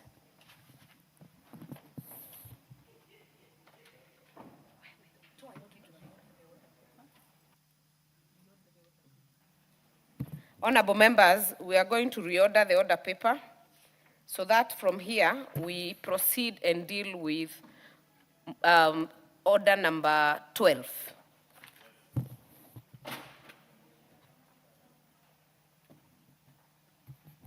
Order number 12, motion, consideration of defense cooperation agreements. Chairperson, Defense, Intelligence and Foreign Affairs Committee. Thank you, Honorable Speaker. Honorable Speaker, I beg to move that, taking into consideration the findings of the Departmental Committee on Defense, Intelligence and Foreign Relations in its report on the consideration of the ratification of the 5 defense cooperation agreements between the government of the Republic of Kenya and the government of the French Republic, the Czech Republic, the People's Republic of China, the Federal Democratic Republic of Ethiopia, and the Republic of Zimbabwe, laid on the table of the House and pursuant to Section 8 of the Treaty Making and Ratification Act 2022, this House adopts a report and approves the ratification of the agreements with the reservations that the committee did enlist in the exercise of its mandate under Standing Order 216 and Treaty Making and Ratification Act. The committee undertook a comprehensive review of the agreements. My committee was guided by the Constitution and particularly Article 118 on the public participation and ensured that the stakeholders were duly consulted. Honorable members, you will note that this is the first time ordinarily public participation on defense cooperation agreements are done, but this is the first time that we invited key stakeholders so that they become part and parcel of our report as a committee. To this end, the committee invited submissions and key institutions, including the Ministry of Defense, the State Department for Foreign Affairs, the State Department for Internal Security and National Administration, the Office of the Attorney General, the National Environment Management Authority, the Kenya Wildlife Service, the Kenya Revenue Authority, and the Kenya Law Reform Commission, and finally the Kenya National Commission on Human Rights. Honorable Speaker, globally, defense cooperation agreements have increasingly become the principal framework for formal military collaboration, encompassing a broad range of areas including training, intelligence sharing, research and development, joint exercises, and defense technology cooperation. Most significantly, these agreements are continually evolving to address emerging and complex security domains, such as cybersecurity, integrated intelligence systems, and maritime security, thereby aligning with the shifting dynamics and sophistication of contemporary global threats. Honorable Speaker, in this report, the committee made the following key observations on the agreements. Number one, on strategic value. The agreements collectively enhance Kenya's defense capabilities through partnership with technology and advanced regional significant states, thereby strengthening Kenya's role in regional and global security architecture. On scope of cooperation, all 5 agreements provide for cooperation with critical areas, including training, intelligence sharing, counterterrorism, peace support, operations, and defense and research development. On safeguards, the agreement consistently provides that visiting forces shall respect the laws of the host nation and shall not engage in combat or internal security operations unless expressly agreed. Honorable Speaker, let me just highlight on this point of visiting troops. And the House is still alive to the Batuk issues. This House and Committee on Defense and Intelligence Committee, the reservations that we had on Batuk, particularly on the areas where visiting troops in terms of areas that we think sometimes as a society we are uncomfortable with, particularly on human rights abuses, and where reservations by the committee have been given. The Ministry of Defense further did not actually sign the Defense Cooperation Agreement with the UK. And as it is now, because of the reservations that this House gave, there is still a lot of talk behind the scene on how certain areas where Parliament considered were very prudent, addressed before we can actualize the DCA, can be considered. The reservations of this House have formed the basis of quietly rejecting a DCA if they do not adhere to what Parliament has recommended. And that is why on the areas of, and like I said, all 5 agreements agreements consider provide visiting troops shall respect the laws of the host nation and shall not engage in combat or internal security operations unless expressly agreed. That is a very, very important point that the committee did raise. On institutional frameworks, each agreement establishes joint committees on working groups to oversee implementation, ensuring structured coordination and accountability. Honorable Speaker, notwithstanding the strength, the committee identified critical gaps that inform the reservations, and I would like to highlight these critical gaps. Number one is lack of standardization. The agreements do not follow a uniform template, leading to inconsistencies in key provisions, such as jurisdiction, environmental safeguards, and community protection. So different countries have different ways of engaging on a defense cooperation agreement. And as a committee, we thought it would be good if it was standardized. We have a template that now highlights on specific areas that we can cooperate on, so that as we do, as the Ministry of Defense engage on signing defense cooperation agreements, there's a template that is followed that touches on how to safeguard the environment, human rights safeguard, and all the other safeguards that we feel as a country should be considered and have not been considered on the DCAs. On matters of jurisdictional concerns, Honorable Speaker, variations exist in how criminal jurisdiction over visiting forces is addressed, raising concerns regarding legal clarity and enforcement. This we saw in the UK-Kenya Defense Cooperation Agreement, where it is still an issue to have jurisdiction. Our point as a committee is that visiting troops, when they commit crime, and we've highlighted the crimes that if they commit in the host country, they should be tried by the host country. For instance, murder.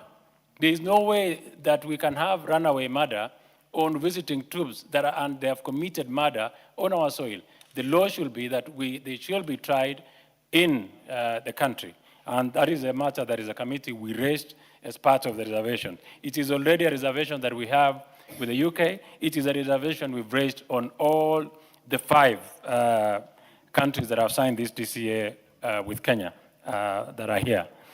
On the issue of environment and community protection, you will remember with Batuk, and I know we are dealing with other countries here, but we've used Batuk as a benchmark now on doing DCAs. You'll remember on Batuk that we have very serious issues. A young man called Sasura who was killed by an exploded ordnance. There are issues of environment, use of accusations of white phosphorus, of a banned substance, rather a restricted substance. That has huge damage to human life and animals. We have also highlighted on how they should be training the ecosystem. Many wildlife are subjected, because of explosions, are either subjected to abortion, moved from their ecosystem, yet there are no proper guidelines on how they can operate within such ecosystems. So the committee's recommendation is that even as they do training, and when they visit the country, there should be very specific areas of where they should train. You cannot be training anywhere. You cannot be training on where animals are. It should not be allowed. So on issues of environment, some agreements do not, we noted, adequately provide for protection of local communities and environmental safeguards during defense activities. Stakeholder consultation. Honorable Speaker, you will note that it is not a legal requirement that they consult the Ministry of Defense, but the committee noted that for more structured and early agreement of relevant stakeholder negotiations of such agreements. Honorable Speaker, the most important fact emerging from this report is that while these defense cooperation agreements are strategically necessary and aligned with Kenya's national interests, they require stronger legal safeguards, standardization, and oversight mechanisms to fully protect Kenya's sovereignty and public interest. I would like to conclude, Honorable Speaker, and the committee then is satisfied. And just to point out that defense cooperation agreements are extremely important. Countries and the dynamism of our politics, our security as a globe keep changing. And I think having several defense cooperation with different countries just helps in making the world a better space. So in conclusion, the committee is satisfied the agreements will significantly strengthen Kenya's defense cooperation, enhance capacity building, and deepen regional security engagement. However, Honorable Speaker, in safeguarding national interests, the committee recommends that the House approves the ratification of the agreements, subject to the reservations outlined in this particular with regard to the need for, number one. So we have raised very serious reservations, but we have nonetheless said we approve with these reservations. Number one, standardized defense cooperation agreement framework to provide uniform template incorporating provisions aligned with the best interests of the Republic of Kenya and to prevent inconsistencies across different agreements. Number two, clearly defined jurisdiction provisions to eliminate ambiguity and ensure proper legal authority over personnel, operations, and any disputes arising under the agreement. Number three, robust environmental and community protection clauses to ensure that standardized agreements include mandatory provisions on environmental community protection and the designation of training areas, like I had mentioned earlier. We have to designate training areas so that training is not just anywhere, anyhow, and anytime. Enhance stakeholder consultation mechanism to facilitate the involvement of key stakeholders at the pre-negotiation stage, thereby leveraging their expertise and promoting inclusivity and process. Honorable Speaker, we noticed that when we invited the different stakeholders, there's a lot of value, there's a lot of input from all these stakeholders that just makes DCA better. It is not a requirement, but I think going forward, we've requested that the Ministry of Defense should be engaging the stakeholders to have a perfect defense cooperation agreement with the countries that we sign our DCAs with. Honorable Speaker, I beg to move. I now want to respectfully invite the very able Honorable Wanjira Martha Wangari, a member for the Department Committee of Intelligence and Foreign Relations, to second this motion. Thank you very much, Honorable Speaker. Thank you, Madam Speaker, and thank you to our able chairman on that very eloquent moving of these different DCAs or Defense Cooperation Agreements between the Republic of Kenya and the French Republic, the Czech Republic, the People's Republic of China, and the Federal Democratic Republic of Ethiopia and Zimbabwe. And from the onset, Madam Speaker, I want to join my chair in thanking the committee, and I think the whole process this time has been different for one reason, that despite that the Ministry of Defense is not by law required to engage with the other ministries, we saw and were able to bring them on the table to be able to be insightful and to add to the value of these DCAs. The reason we involved these stakeholders, Madam Speaker, is because they are the ones that are the line ministries. And Madam Speaker, we were able to meet quite a number, and we were able to meet even departmental heads from KWS, that is Kenya Wildlife Service. We met NEMA because of the environmental issues. We were able to meet with the Ministry of Interior. We were able to meet even with the human rights body that is the Kenya National Human Rights Commission, and we were able to listen and see their views. And one thing that stood out when we did this very strategic engagement is that there was need for more consultation in ensuring that we enrich these DCAs before they are actually implemented. And Madam Speaker, these DCAs are to help Kenya's strategic positioning. And Madam Speaker, we are living in a very dynamic and competitive security environment that is changing every day. And so we have to actually align, and this is not the first time we are doing it, but it's the first time, Madam Speaker, we are able to actually do proper public participation as regarded under Article 118 of our Constitution.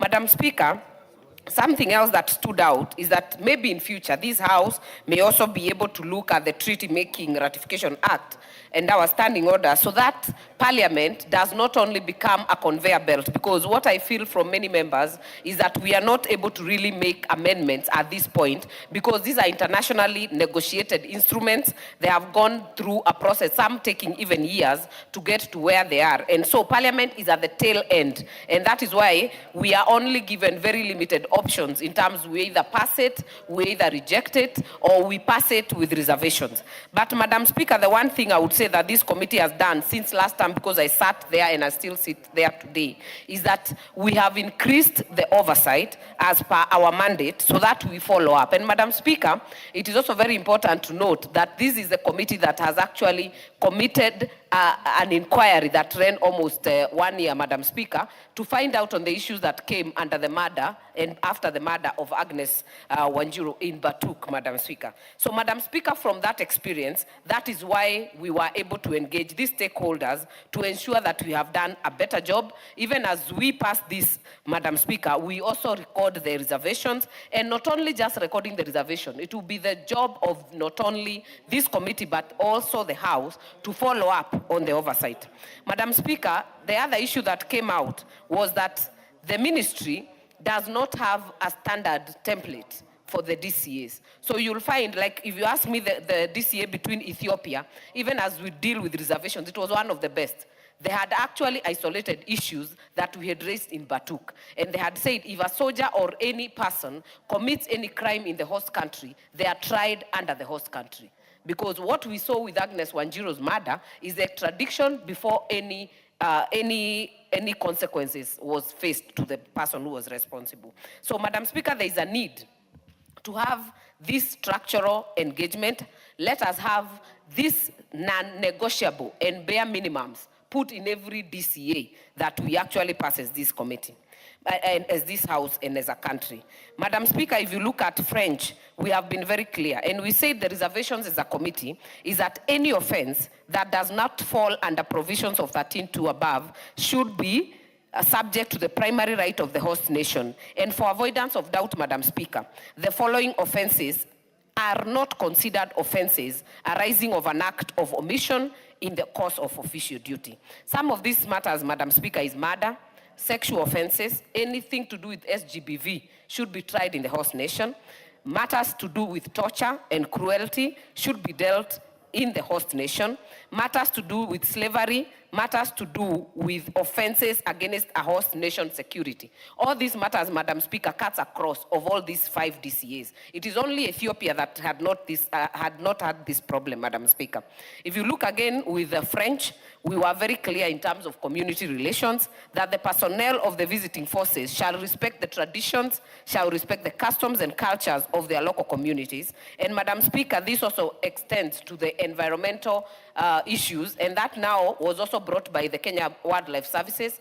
The issue of the fires that we've seen in Oldaiga, in Batuk's operation, are not repeated. So we have also said, the other reservation we have, every DCA must have an environmental protection clause. And this, Madam Speaker, should be applied to all the DCAs. Any DCA coming to the committee and to the House should have at least all the definitions, those are the preliminaries, have the exemption of the criminal issues that are not in the course of duty, have the issues of community relations so that we also take the community with us, and also have environmental protection. Madam Speaker, the other issue that we talked to, especially with the French, is the provision of training areas. As a committee, we felt it should be very clear that it must be gazetted to be the training area. And this, Madam Speaker, was also to provide that the host country can be able to do any inspection they wish at the time they wish to do. And that is why we said, even in Lodaiga, in Laikipia, Madam Speaker, we should have had NEMA having access in case there are issues to be able to raise. Madam Speaker, the issue of joint committees cuts across all the 5 DCAs, but the concern of the committee was that the membership needs to also include the community and include those state departments that are responsible in terms of those issues that are that are being discussed. Madam Speaker, finally, I want to say that this committee, with these extensive deliberations, however, put it to the Minister of Defense, who we also met, that they must have a template. Secondly, in the whole government approach, they must involve the line ministries in the negotiations. That way, they don't complain that they didn't know what was being done. And if we do that, Madam Speaker, it will be neater, it will be tidier, and the oversight of this House will be even easier and be able to be accountable to the people of the country. I thank you, Madam Speaker, and I second.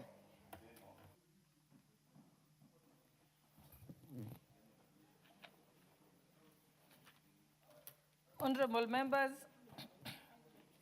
I now propose the question that this House adopts the report of the Departmental Committee on Defense, Intelligence and Foreign Relations on the consideration of the Defense Cooperation Agreements laid on the table of this House on Thursday, 2nd April 2026, and pursuant to the provisions of Section 8.4 of the Treaty Making and Ratification Act, Cap 4D, approves the ratification of the following defense cooperation agreements.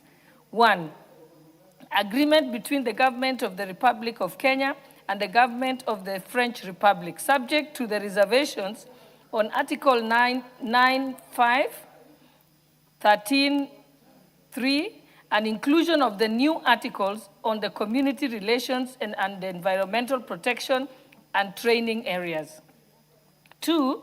Agreement between the Government of the Republic of Kenya and the Government of the Czech Republic, subject to the reservations on Article 14 and inclusion of the new provision on jurisdiction. 3.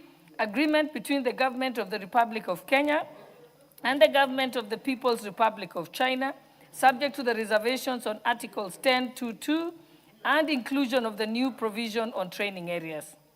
4. Agreement between the Government of the Republic of Kenya and the Government of the Federal Republic of Ethiopia, subject to the reservations on Article 11, and finally 5, agreement between the Government of the Republic of Kenya and the Government of the Republic of Zimbabwe, subject to the reservations on Article 11.5 and inclusion of the new articles on environmental protection and training areas.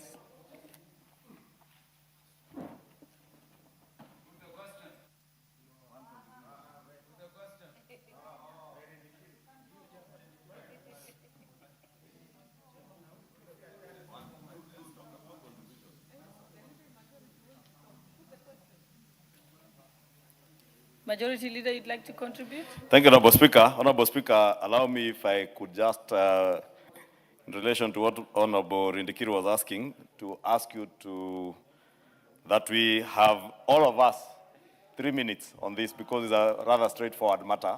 And even myself, I'll just take 2 minutes. If it's agreeable with you, Honorable Speaker. Okay. Let's proceed, Honorable Ounda. Honorable Speaker, mine is to support these defense agreements. Honorable Speaker, there are 5 very strategic defense agreements with the Czech Republic, China, Ethiopia, Zimbabwe, and the French Republic.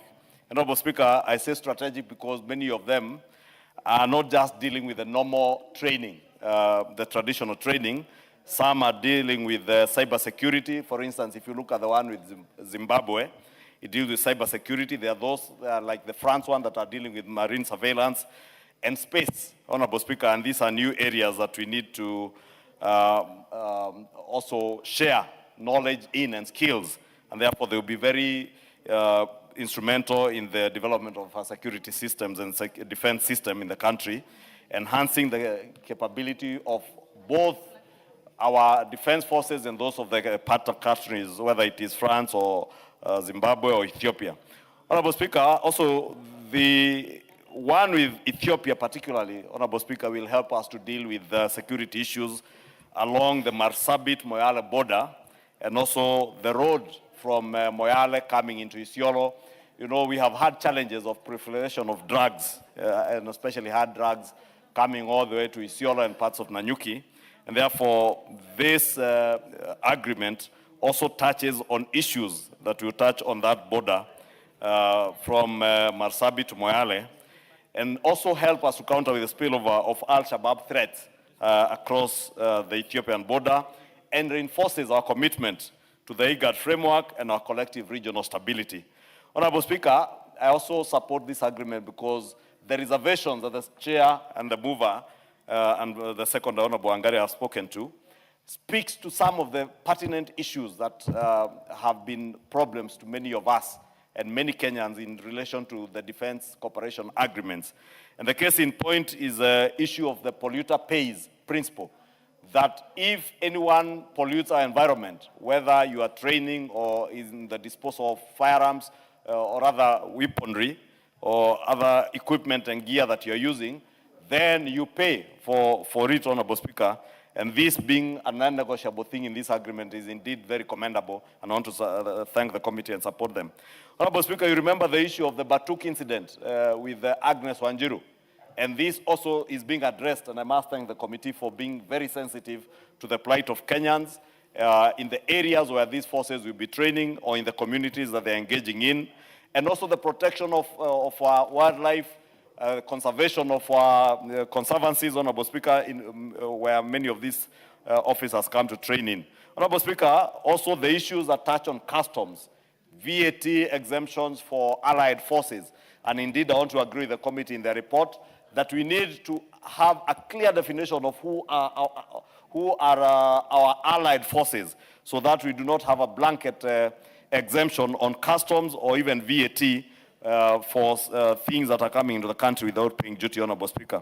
Honorable Speaker, with those very few remarks, allow me to thank the committee for the good work that they put in, because they have really demonstrated in their report that they put in their minds and their effort in ensuring that our interests as a country come foremost ahead of anything else, whether it is on matters pollution, whether it is on matters taxation, Honorable Speaker, or the defense of the people of Kenya, that if you commit a crime within the Kenyan jurisdiction, you will be tried on Kenyan soil, so that the issues we saw with Agnes Wanjiru never comes again. With that, I support. Thank you. Honorable members, I think we had agreed that we'll be 3 minutes each, and we have 3 people who had raised their hands. Honorable Oundo, then you'll be followed by Honorable Passaris, then Honorable Samsam, then we can ask the mover to reply. Thank you, Honorable Speaker, for this opportunity to also support the report by the Committee of Delegated Legislation, Foreign Departmental Committee on Defense, Intelligence and Foreign Affairs on Defense Cooperation Agreements. Honorable Speaker, it's gratifying to find that the government has found it fit to bring these agreements to the National Assembly for ratification.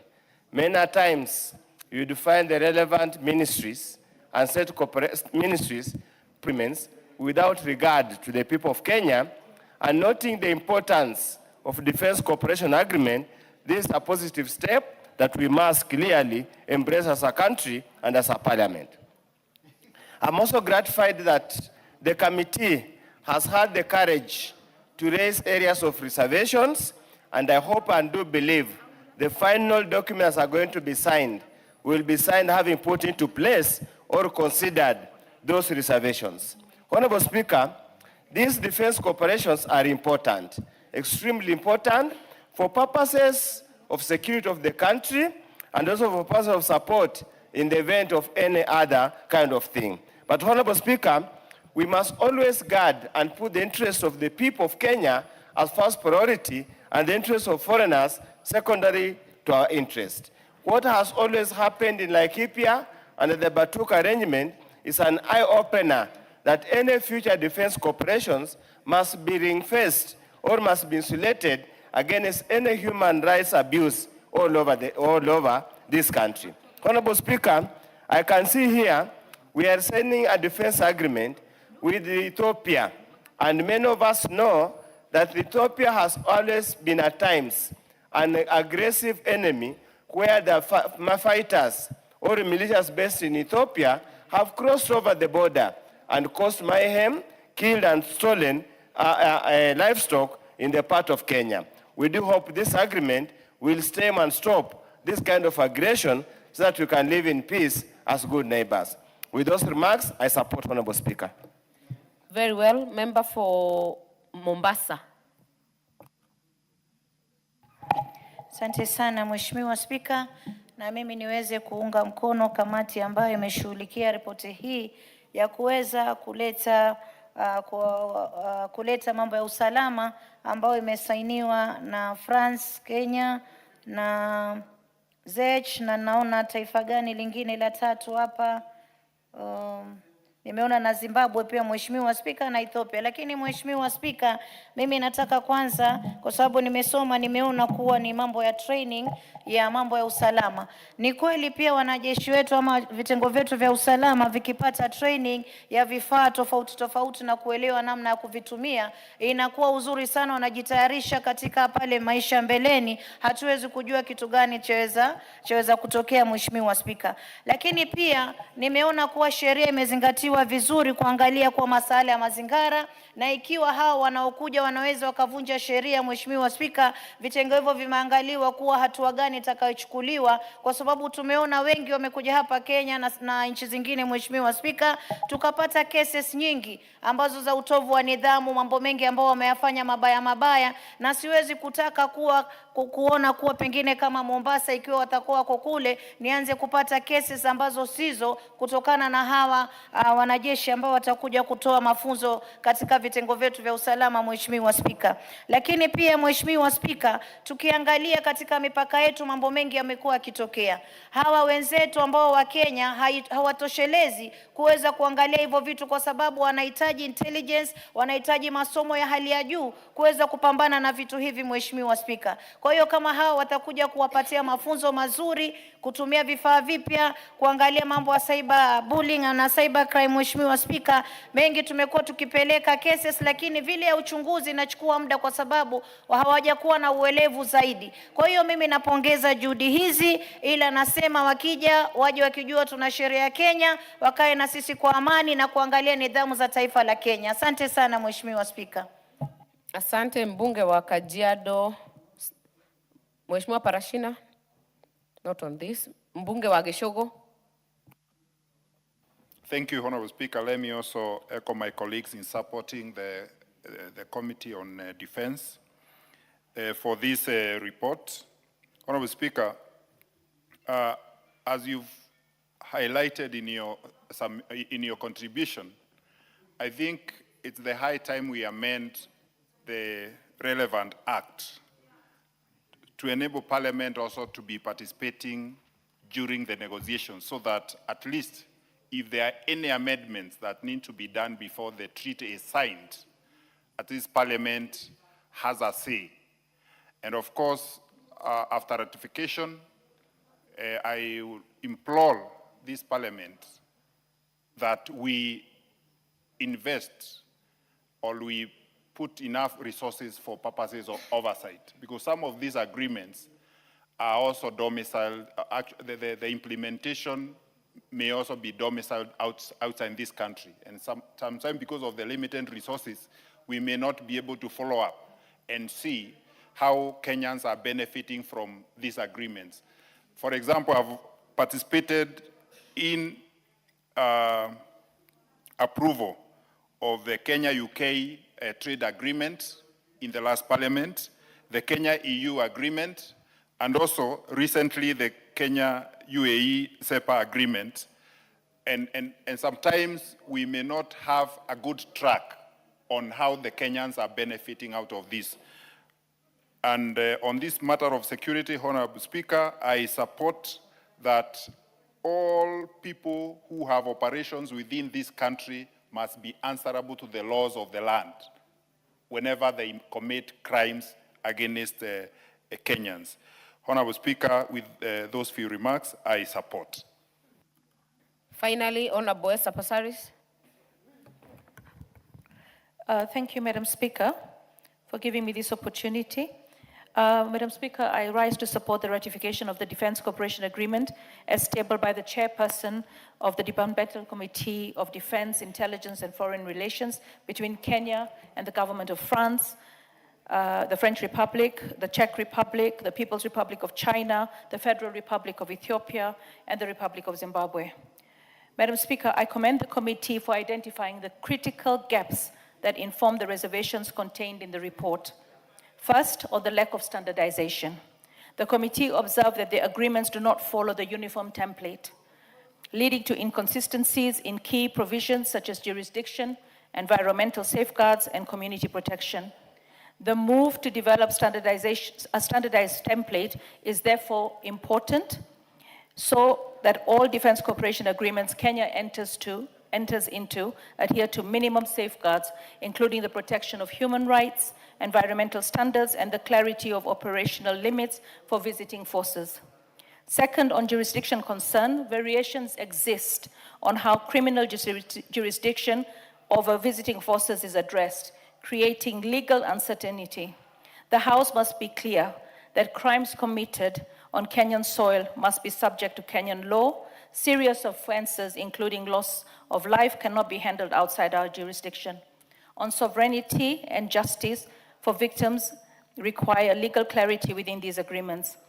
Third, on environmental community protection, defense cooperation must not compromise ecosystems, wildlife, and local communities.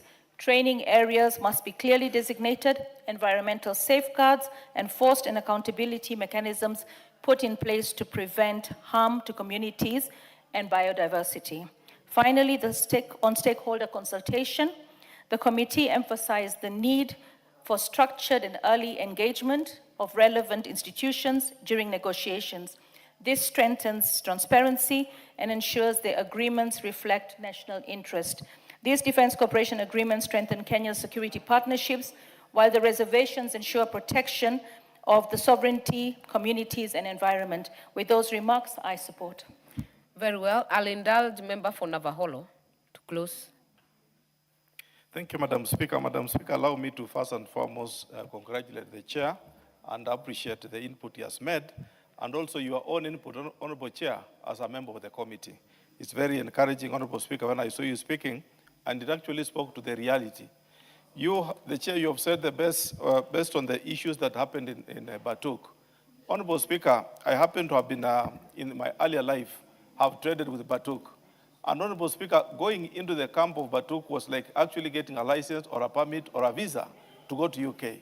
Now with what you've done, Honorable Speaker, that at least the host country can indulge, can go into the military installation of a serving country, Honorable Speaker, is a good thing. But Honorable Speaker, what is very good that has come out is the issue of safeguarding the issue of culture. Such that, Honorable Speaker, these forces that are coming to train our people do not erode our culture, Honorable Speaker. They are not coming to influence what we are going through Instead, Honorable Speaker, let them get concerned and do exactly the reasons as to why they have been assigned to do. Honorable Speaker, final issue I have to thank the committee for considering is that, Honorable Speaker, once this agreement is done, as a DCA between Kenya, say with a foreign government like French or any of these listed countries, now, Honorable Speaker, it's mandatory that they have to observe the issue of environmental concern. Honorable Speaker, the world is changing because of our own activities. And most of these forces, Honorable Speaker, happen to destroy environmental impact on the soil, Honorable Speaker, but they go away, leaving us in danger. And that, Honorable Speaker, is a good thing. And I want to thank the Chair and the Committee on Foreign Relations that they've done for us a very good understanding of this year, and I beg to support. Very well. Mover to reply. Thank you, Honorable Speaker. Let me take this opportunity to thank my committee. Honorable Speaker, you'll remember we did this exercise when the rest of Parliament was on recess, and I want to thank my committee for putting effort and being there to have such a good product in this document, Honorable Speaker. I want to thank the staff of our committee, and most importantly, colleagues, for your positive contribution towards these defense cooperation agreements. Honorable Speaker, I want to end it there. I'll say that I reply. Very well. Honorable members, I therefore put the question that this House adopts the report of the Departmental Committee on Defense, Intelligence and Foreign Relations on its consideration of the defense cooperation agreements laid on the table of the House on Thursday, 2nd April 2026, and pursuant to the provisions of Section 8.4 of the Treaty Making and Ratification Act, Cap 4D, approves the ratification of the following defense cooperation agreements. Number 1, agreement between Government of the Republic of Kenya and the Government of the French Republic, subject to the reservations on Article 9.5, 13.3, and inclusion of new articles on community relations, environmental protection, and training areas. Number 2, agreement between Government of the Republic of Kenya and the Government of the Czech Republic, subject to reservations of Article 14 of inclusion of a new provision on jurisdiction. Number 3, agreement between the Government of the Republic of Kenya and the Government of the People's Republic of China, subject to reservations on Article 10.22 and inclusion of a new provision on training areas. Number 4, agreement between the Government of the Republic of Kenya and the Government of the Federal Republic of Ethiopia, subject to reservations on Article 11. And finally, the agreement between the Government of the Republic of Kenya and the Government of the Republic of Zimbabwe, subject to reservations on Article 11.5 and inclusion of new articles on environmental protection and training areas. As many as are of that opinion say aye. Aye. As many as are of a contrary opinion say nay. The ayes have it. Honorable members, we'll go back to order number 11. Order number 11, the Special Economic Zones Amendment Bill, National Assembly Bill number 8 of 2026, second reading. Majority Leader. Thank you, Honorable Speaker. Honorable Speaker, I beg to move that the Special Economic Zones Amendment Bill, National Assembly Bill number 8 of 2026 be now read a second time. Honorable Speaker, this is a very short bill, but very consequential in the development of our nation. And I say consequential, Honorable Speaker, because this bill comes as a culmination or as a direct response to the resolutions of the House when the House adopted the Joint Committee's report on the field development plan for blocks T6 and T7 in the south of Lokichar Basin. Honorable Speaker, you remember the Joint Committee on Energy and it was Energy and which committee?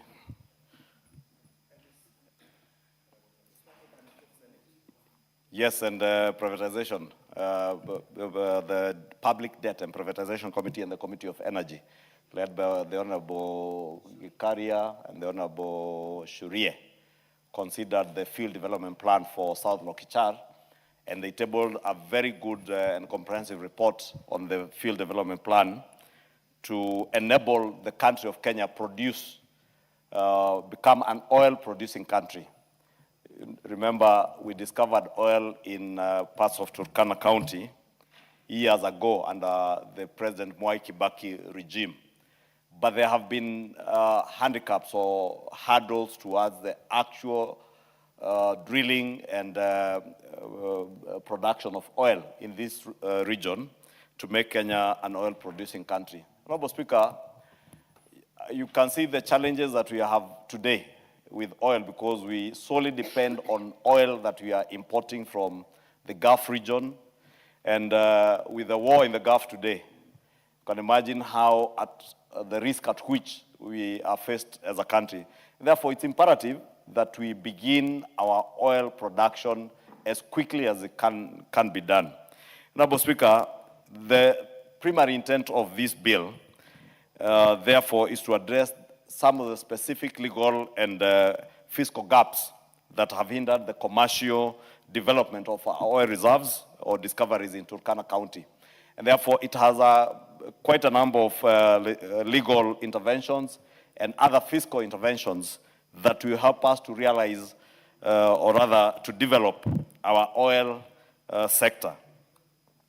Honorable Speaker, the bill seeks to amend the Special Economic Zones Act and align our investment framework with the operational realities of such large-scale and capital-intensive projects as are required in this petroleum sector or the oil sector.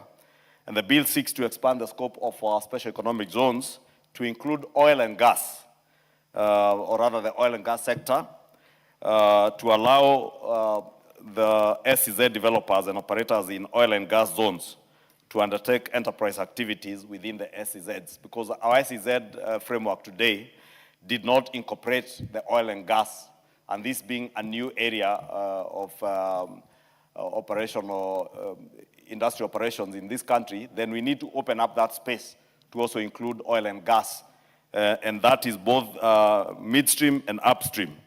And Honorable Speaker, the bill actually specifically expands the scope of SEZs to include midstream and upstream petroleum investments or investment incentives.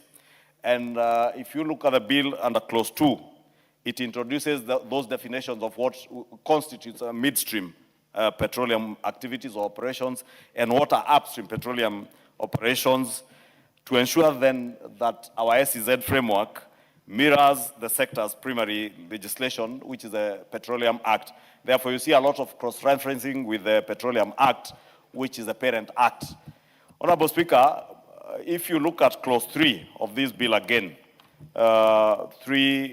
it amends Section 4.6 of the Mother Act to add the two new zones, that is the midstream petroleum operations and the upstream petroleum operation zones, formally recognizing them as permissible SEZ designations. And therefore, whether you're operating in the midstream operations or the upstream operations, we are expanding the provisions of Section 4.6 or Section 4, subsection 6 of the Act to add these two zones as areas of designation as special economic zones.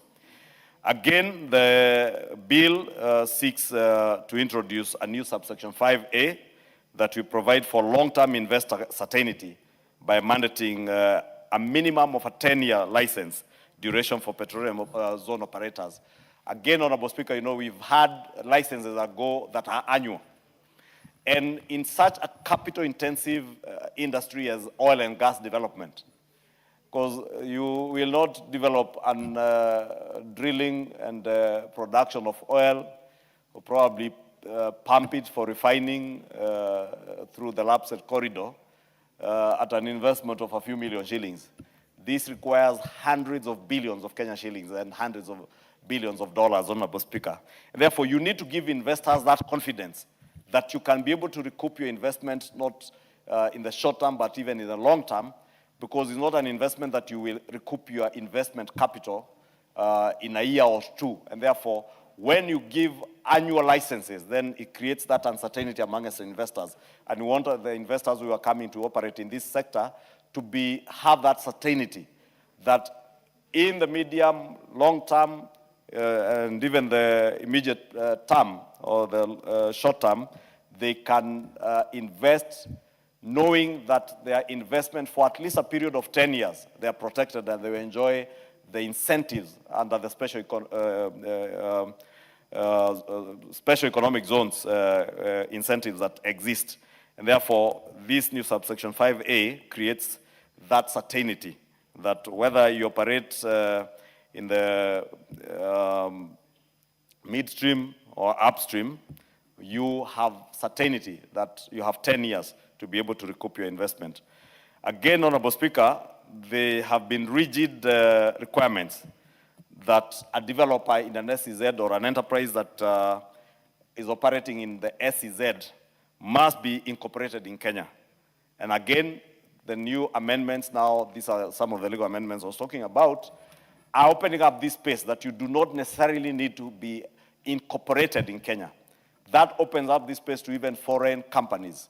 Because we are a nation that prides itself that south of the Sahara, north of Limpopo, we are the most attractive destination for foreign direct investments.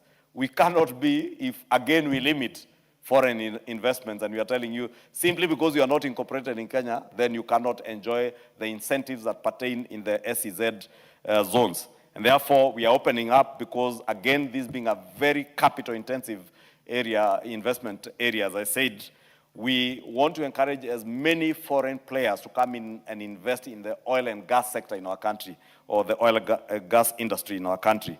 And therefore, Honorable Speaker, the amendment seeks to allow international entities to participate through their registered branches. And therefore, removing that legal inconsistency by allowing foreign incorporated companies to qualify as SEZ developers without that pre-existing mandatory requirement of a separate local subsidiary, provided that foreign entity is registered in Kenya. You do not need to incorporate or to have a local subsidiary that is incorporated in Kenya. You can be a foreign entity, but just register in Kenya to carry on this business within an SEZ, and it will be allowable should this law come into place. Honorable Speaker, and Honorable Speaker, I'm being reminded by the Vice Chair that this particular requirement actually conforms with the Companies Act, the amended Companies Act. You remember in the last Parliament, Honorable Speaker, you were with me in the last Parliament, we amended through the business laws, the Companies Act, and this also aligns with that amended Companies Act. Honorable Speaker, the other thing that is in these amendments to this SEZ law are the fiscal incentives that I spoke about, or the fiscal gaps that have existed. Again, being a very capital-intensive industry, Honorable Speaker, you need incentives in income tax, you need incentives in VAT, and also in miscellaneous fees and levies under the SEZ Act, amendments to this Act, Honorable Speaker, to allow, for instance, oil drilling or the production of oil requires not just capital-intensive equipment, but also extremely heavy equipment that is even difficult to move on our roads. And therefore, for instance, you may need to move rigs, the drilling rigs. There are other rigs, I hear them calling work over rigs, the ones that come after the one that actually does the drilling, so that you move it from one well to another well, you need another work over rig.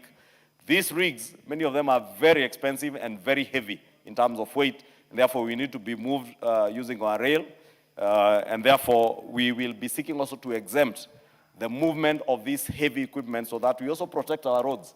We want to make sure that the roads, the low volume roads, for instance, that you have done in Turkana, if you were to move all this heavy equipment using our roads, Honorable Speaker, like the road that we have just done from Gong through my constituency to Suswa, the one that goes through Kimana, it is easier for someone who is carrying a rig from Mombasa. Probably one rig will require about 18 trucks to come through the southern bypass, go through Gong, and use that road that had been done as a low-volume seal. And they will destroy that road. But you can get that rig moved on SGR all the way to Suswa, and disassemble it at the inland container depot at Suswa and move it now in broken down units and move it all the way to Lokichogio. With the investment that we're also doing with SGR, all the way to Kisumu, Malaba, it is also possible now you can go and break down these things in Kisumu, take them through Eldoret, Kitale, all the way to Turkana. And therefore, we want to exempt them under the Miscellaneous Fees and Levies Act on things like the Railway Development Levy, that when you're moving that equipment, provided this equipment is moving to the SEZ towards developing our oil and gas sector in Turkana, then you'll be allowed those exemptions to move that equipment without paying the Railway Development Levy. Also, we seek to amend the VAT Act to extend zero rating to supplies made to SEZ developers and operators, not just enterprises. Because today, we allow enterprises that are operating under the SEZs to enjoy zero rating of their supplies, but we now want to include that to someone coming to develop that SEZ or operators, those who will be operating within this oil and gas sector, whether in midstream or upstream, as I said. Again, also on the Income Tax Act, Honorable Speaker, we want to remove the 10-year establishment cap on withholding tax exemptions for royalties and management fees paid to non-residents. Again, Honorable Speaker, as I said, this is a new sector or a new space for us as a country. I know the country has invested in the last 6 or so years, 7 years, in training a number of our young people in oil and gas. But we still have a gap, and a huge gap. And once we go to commercial production of this oil, Honorable Speaker, you need a lot of skills and experienced staff working in these areas. And therefore, you need to allow a bit of space, especially on income tax for people who are coming to work there. Royalties and management fees for the consultants probably who are working in this area in Turkana, but companies that are probably domiciled in the UK, US, or in the Gulf states, where they have, over the years, developed very good expertise and skills development in this area. Even as we seek to do skills transfer, and I'm glad that the committee, even both the two joint committees and even the Committee on Trade, has recognized that aspect, that we need to do a lot of skills transfer, so that even as we bring in consultants and other expertise, we are also training our own young men and women in the country, and we are training them. And I hope that the committees will be able to follow through post-development of this area, that we actually have that very good skills transfer. Allow me, Honorable Speaker, as I conclude, to speak to the stakeholder engagement and the public participation that was done on this bill. And as I thank the Committee on Trade for the very intensive public participation that they carried out, very detailed engagements that they had with the stakeholders. They met with KEPSA, they met with the Kenya Association of Manufacturers, the Council of Governors, and many other stakeholders. And one of the things, Honorable Speaker, I noted that was sought was a universal extension. And many of the stakeholders wanted the 10-year license and tax packs extended to SEZs, all SEZ sectors, Honorable Speaker.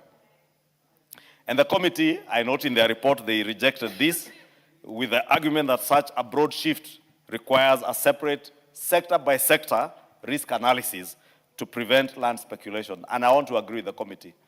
It is indeed true that if you opened up these parks again to everybody in the SEZs, there are those who are not investing in very capital-intensive things.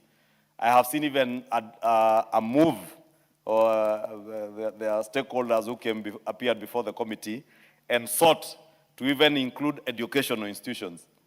Honorable Speaker, to establish an educational institution within an SEZ, I only need 4 walls to build a classroom.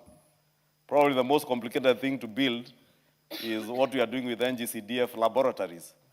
But they're not as capital intensive as having to buy a rig, a drilling rig that will cost you probably $10 million. And therefore, we cannot put them on the same pedestal. Therefore, I also know there are people who have pushed the narrative that, oh, even housing should be included. Some were saying that, the area where you are going to develop this field development plan, there is very little housing. And who told them the people of Turkana have no housing? People of Turkana have very good housing. And where there is no housing, the government is actually investing in affordable housing. And these are the new opportunities, Honorable Speaker. I remember the Honorable Undo, when we were debating in second reading the housing levy. Honorable Undo, comically that time asked us, who said Kenyans want houses? Why don't you allow Kenyans in Turkana to live in their mud huts? Because that is where they have lived. And he said those in Western Kenya are okay in the houses they are living in. And I remember me telling Honorable Undo then, and I will repeat the same today.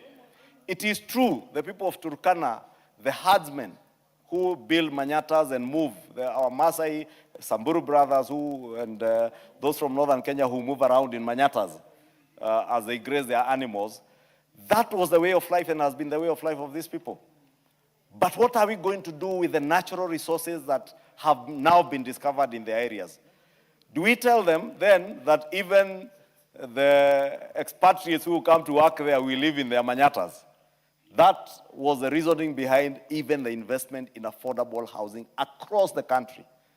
Now the people of Turkana will appreciate having in South Lokichar affordable housing.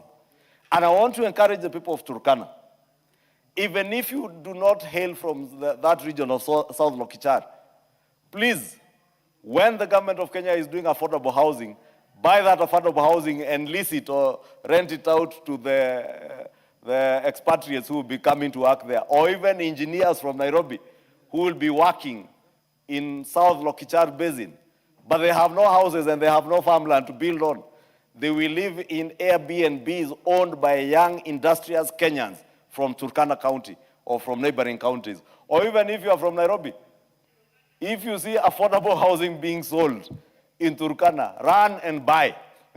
Because very soon it will be pesa mfukoni, as we said when we were campaigning, that kazi ni kazi, pesa mfukoni. Pesa mfukoni did not mean that we will get money and give to people to put in their pockets, but would bring in policy shifts and changes that would bring in investments that will put money in people's pockets. And there is no other way of putting money in people's pockets other than this kind of legislative changes, legislative proposals that are actually changing what were otherwise considered to be marginalized and forgotten corners of our country to become the new frontiers of development and economic growth of our country. Turkana County is the future of this country. Whether it is in the development of this oil sector, oil and gas, or it is in the development of the rich water resource that have been discovered there. This county and other counties in the north, and others in Western Kenya like Ikolomani, where the chair of this committee comes from. You can see, so in Ikolomani the other day, people were fighting over investors who are coming to invest in the gold mines. To Transmara, to Marsabit, to that Turkana, to West Pokot, what were otherwise marginalized and forgotten corners of this country, now hold natural resources that will, in a big way, contribute to the development of our country and our economic growth. That is why, Honorable Speaker, we must never allow the hate-mongering that you see with some of the characters that we see in the opposition. The ethnic bigotry that we see with them must never be allowed. Because as a leader, I appreciate that it is that young engineer from Kikuyu who is studying oil and gas at Bath and Leeds University in the UK, who will now come and not get an opportunity to work in oil and gas in Kikuyu because there's no oil and gas in Kikuyu. Or that young lawyer who is studying environmental law and oil and gas law in a university in Australia, who hails from Wamunyoro village, but will have no opportunity to work in the oil and gas sector in Wamunyoro. They will go and seek opportunities in Turkana. They will go and live with fellow brothers and sisters, fellow countrymen, not just people from their villages. And that is why we must continue as leaders to encourage the young people of Kenya not to listen to the hate mongers, not to listen to the ethnic bigots who want to make them believe that where they hail from, they are more superior than other Kenyans, and make them appreciate the length and breadth of this country, and know that resources that exist in this country exist in many other corners of the country other than where you hail from. And even employment, job opportunities, wealth creation opportunities that exist in Mandera. They will now exist in Turkana. Honorable Speaker, the investment opportunities for business people, whether it is in logistics, whether it is in provision of services like transportation, Honorable Speaker, the movement of those rigs, food and beverage industry, Honorable Speaker, because the thousands of people who will be working in this field development region in Lokicha, those people must eat. The people of Turkana are not producing all this food.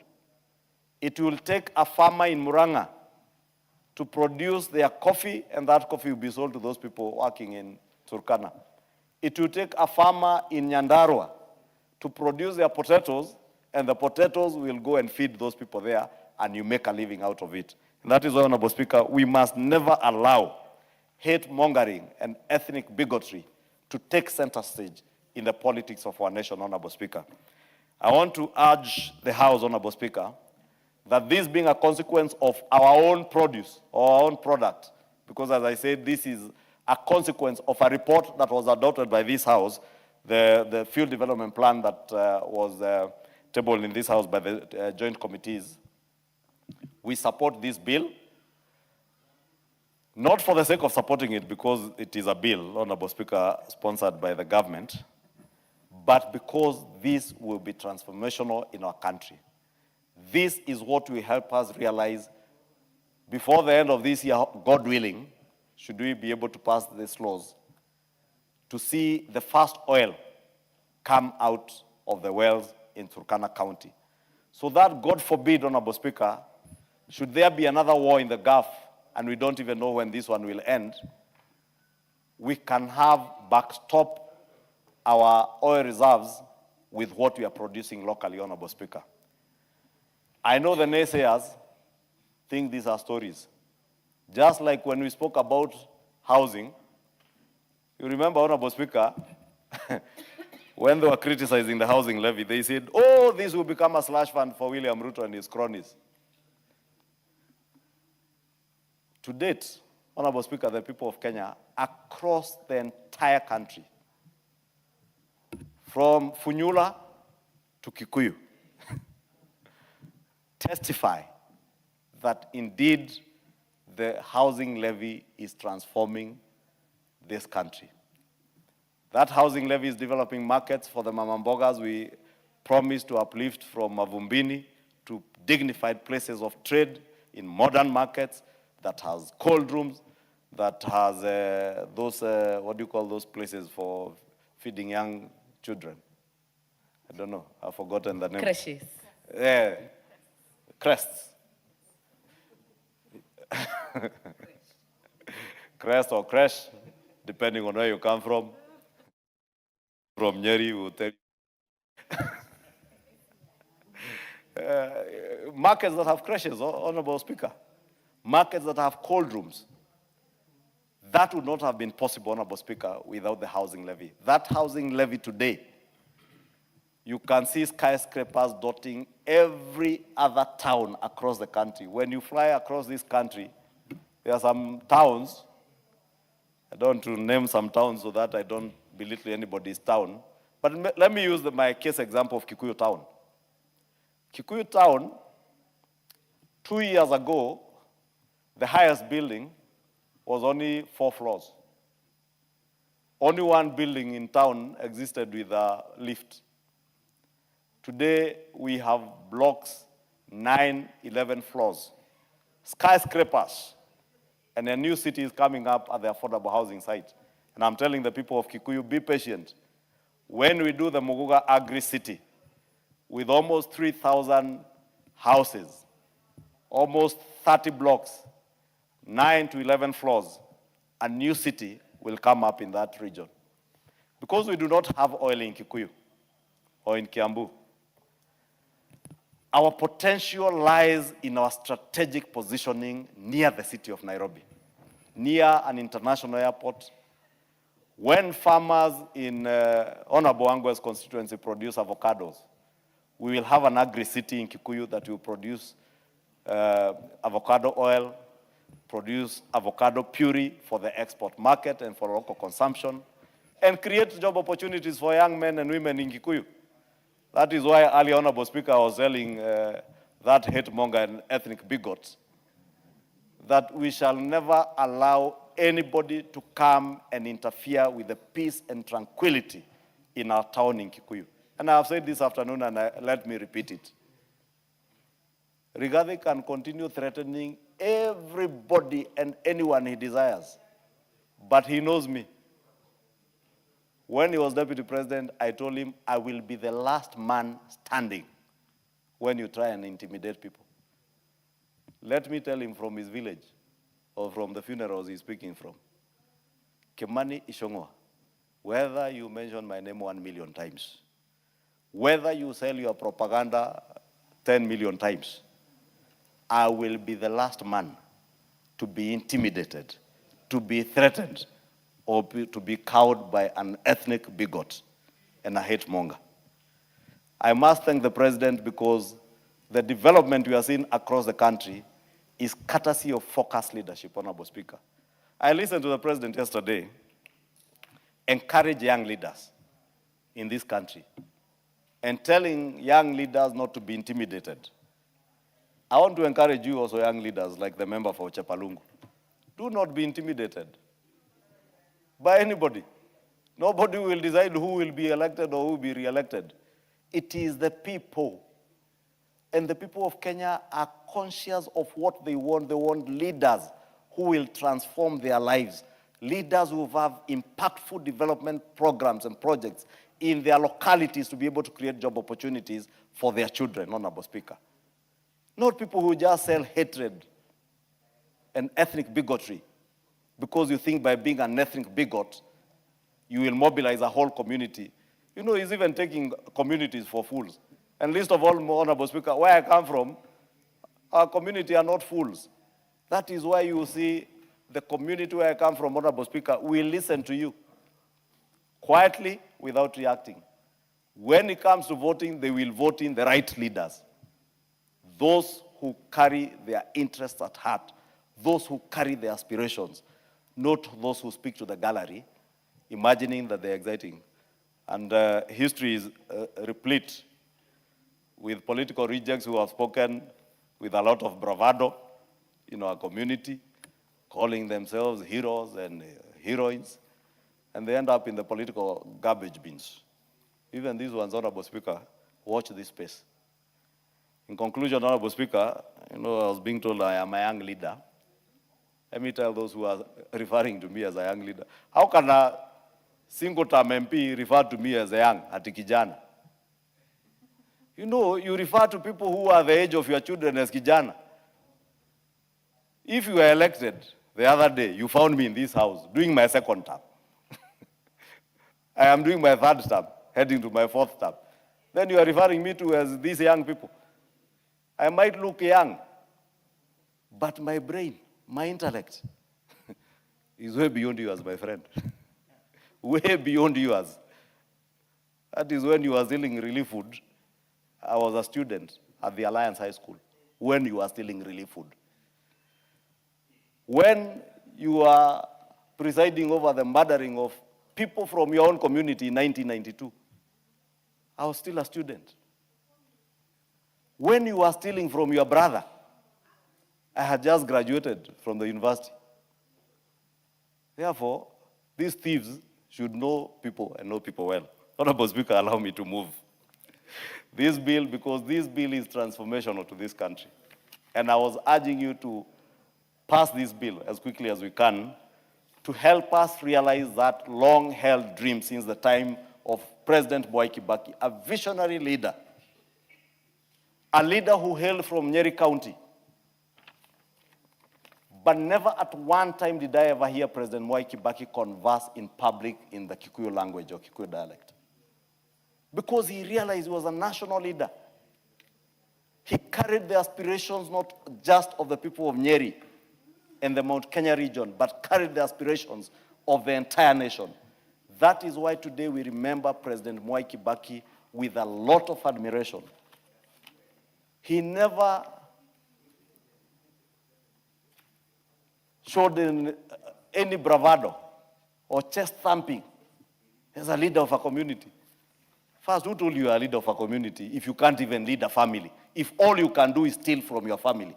When you are stealing from your own brothers, orphans, and widows, who told you you can lead a community? When you are jailing your own nephews because you hold a position of influence in government, to be able to steal from their family, and you want to tell us you can lead anybody? I want to repeat what the president said: you will lead nobody. You will lead nowhere.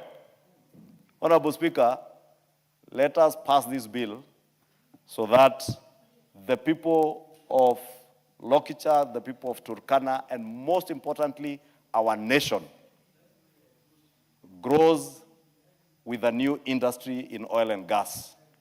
And this bill, as I said, deals with the hurdles or the gaps that existed before that stopped us from being able to exploit that full potential of the oil and gas sector. From the time of Mwai Kibaki, they wasted 10 years after Mwai Kibaki, when nothing was being done there. People just sought to strike deals with tallow oil. When it backfired, they were left insulting everybody in town. Now President William Ruto has made sure that we have investors. And I know there are those who take offense that there are also investors who come from this region. And I heard the other day, Honorable Speaker, when people attempted to bring in very expensive fuel. And I must say, Honorable Speaker, the fuel that was being brought in by One Petroleum was going to land in our petroleum pumps at 43 shillings above the G2G fuel.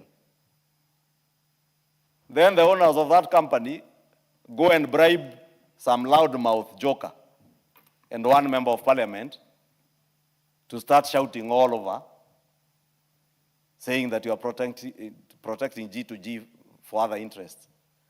G2G has worked for this country. Today, almost a month plus after the war in the Gulf, fuel prices in the United States have gone up. Ours, we have been able to moderate because of that preferential agreement that exists under G2G. Then you hear one confused member of parliament and that ethnic bigot trying to tell us, oh, this G2G is not beneficial to the country. And I must support what CS Wandai said yesterday. Oil marketers who are holding fuel for stations up country must desist from holding fuel. Because as the ministry has said, there have been adequate supplies, adequate fuel in our country. And I know some were holding, imagining that fuel prices will go up immediately. I even saw one confused element trying to say, oh, I am daring the government. You are daring the government as who? Naturally, if there's shortage of supply from oil in the Gulf, at one point or the other, fuel prices are bound to go up, and they will go up. But let us not allow criminals to use the war in the Gulf to do what they attempted to do the other day and I must thank the government for taking quick action. Because had that not happened, Honorable Speaker, today, this week, would have been buying fuel that would have been expensive, even ahead of the IPRA review, because people have brought in very expensive fuel, Honorable Speaker. But to safeguard or mitigate that risk in the future, and we must be futuristic. God willing, by the end of this year or early next year, post-passage of this bill, we'll be able to see the commercial viability of our own oil in Turkana. I beg to move, Honorable Speaker, and I want to request the chair of the Trade Committee, the member for Ikolomani, where he also has very vast natural resources of gold. And I know he also is working on amendments in the Mining Act to ensure that the people of Kolomani actually benefit from their gold. The Honorable Member for Kolomani and Chair of Trade to second. Honorable Bernard Shinali. Thank you, Honorable Speaker. Leader of Majority Party has presented very well. He has walked us through the bill and the report. Honorable Speaker, let me just add a few as I second. Honorable Speaker, the Special Economic Zones Amendment Bill, National Assembly number 8 of 2026, seeks to implement the observations and recommendations contained in the report of the Joint Committee of National Assembly Departmental Committee on Energy and the Senate Standing Committee on Energy on consideration of field development plan and production sharing contracts of Block D6 and D7 in South Lokichar Basin, Turkana County. Honorable Speaker, the report made proposals on the need to extend the ambit of special economic zones, legal and regulatory regime to midstream and upstream petroleum operations and extend fiscal incentives and concessions to investors in midstream and upstream petroleum operations. Honorable Speaker, upstream petroleum operations means the exploration and the development and production, separation and treatment, storage and transportation of petroleum up to the agreed delivery point.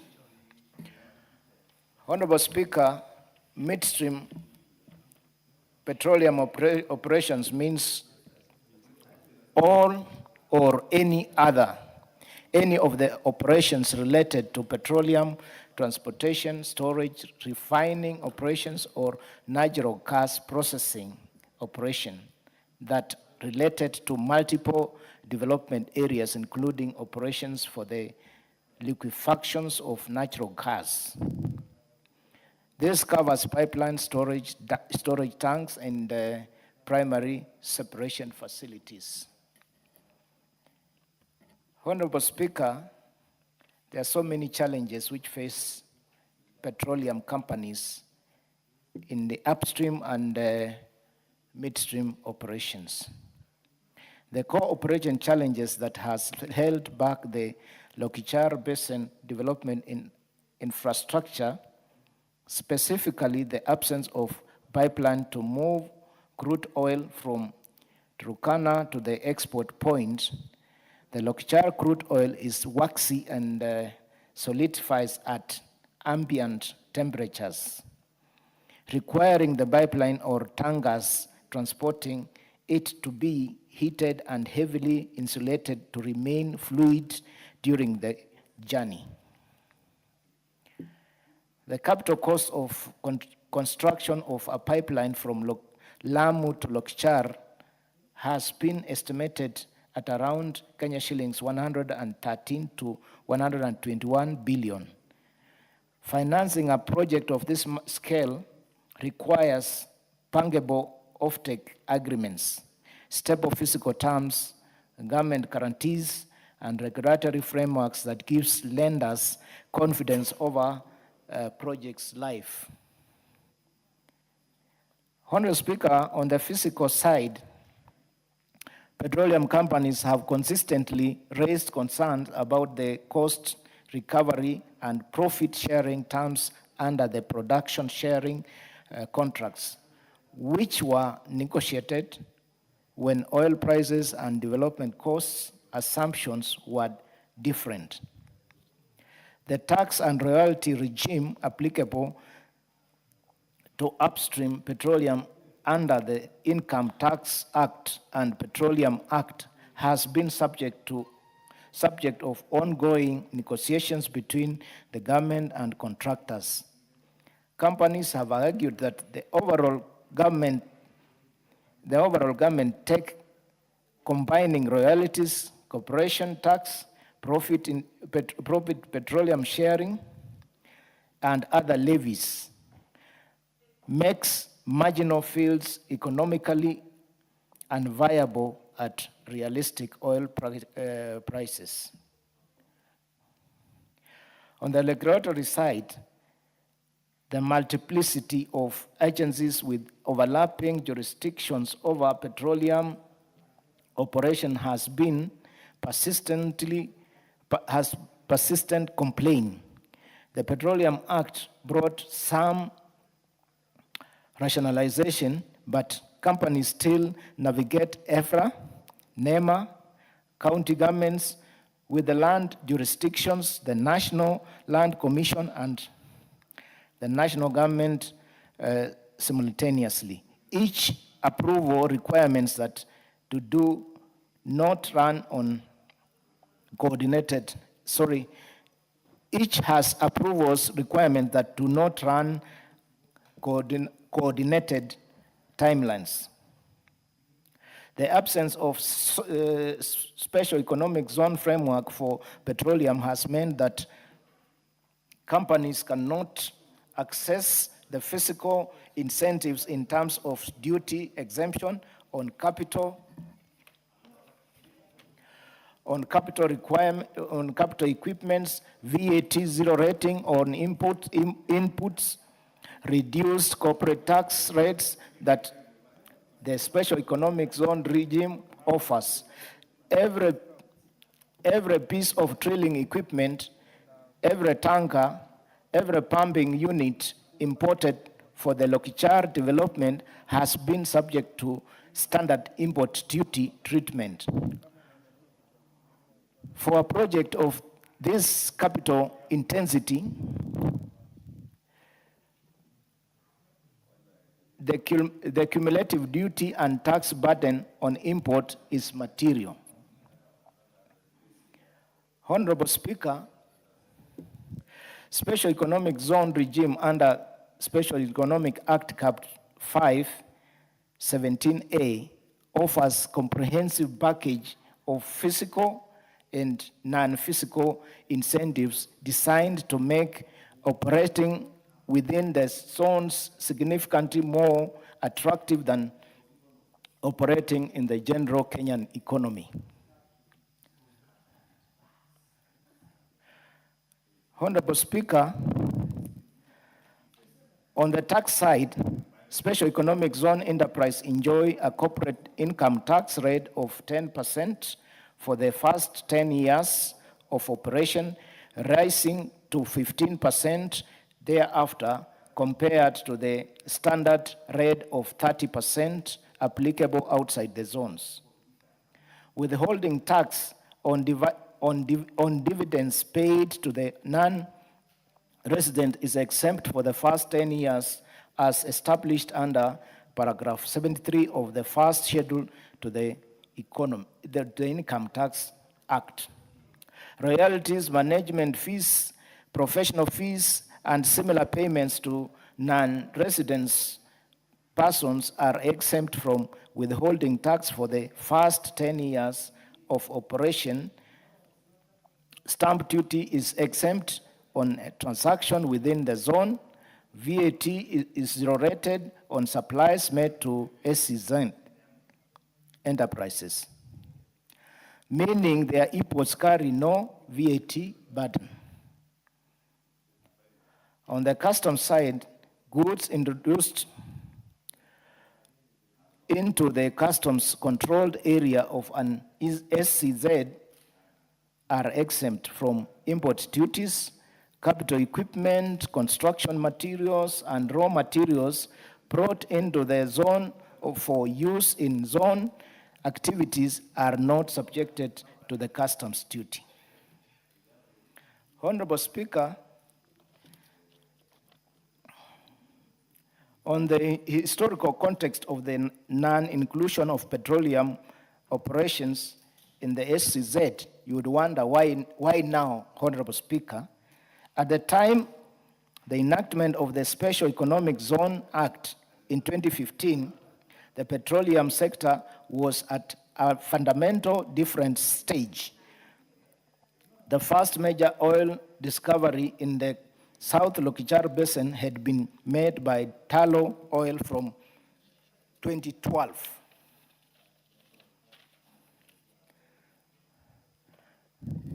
But the sector was still in early appraisal and exploration.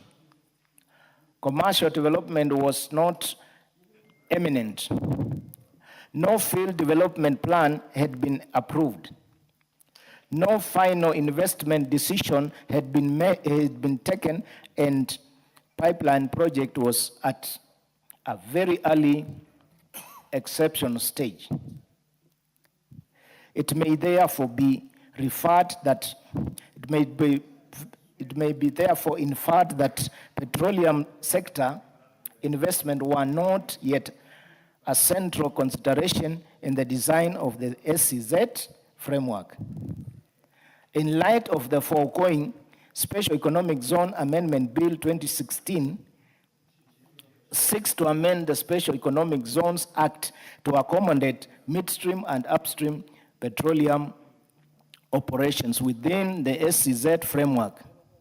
The amendment is intended to enhance the responsiveness of the Special Economic Zone regime to involving investment priorities and align it with the operational requirements of large-scale capital-intensive sectors, including oil and gas. If the bill is enacted, Honorable Speaker, it will strengthen the Special Economic Zone framework and align it with the operational requirements of large-scale capital investments, including midstream and upstream petroleum operations. It will also facilitate strategic investment in midstream and upstream petroleum by ensuring that SEZ regime accommodates the structure and operational needs of capital-intensive projects. It will also expand the scope of SEZ to include oil and gas sector activities, and also allow special economic zone developers and operators in oil and gas zones to undertake enterprise activities within the SEZ. And finally, harmonize tax incentive applicable to SEZ entities undertaking activities in oil and gas zones. Honorable Speaker, as earlier alluded to by the Leader of Majority, the committee, in accordance with Article 118(1)(b) of the Constitution and Standing Orders 127(3), the committee requested for comments on the bill from the public and relevant stakeholders on the bill through placement of advertisement in the print media and through letters written to relevant stakeholders. The committee received memoranda and 28 stakeholders, with 16 stakeholders appearing before the committee during stakeholder engagement meetings.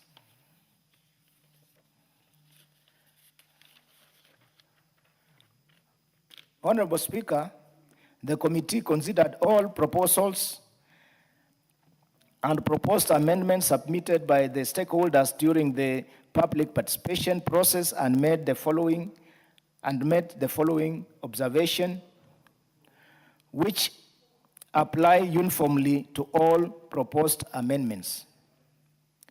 Majority of the proposed amendments sought to reform the broader SEZ program, extend incentive to sectors not contemplated by the bill, introduce local content frameworks, address medium, small, and micro, small, and medium enterprises participation, create new zone types and related to petroleum, and resolve structural issues that pretend and are independent of the Lokichar Basin development objectives.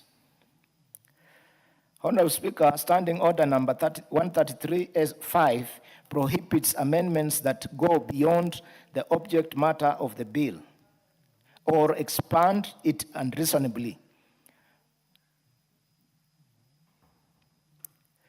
The proposal fall outside the bill's defined scope, and their incorporation would constitute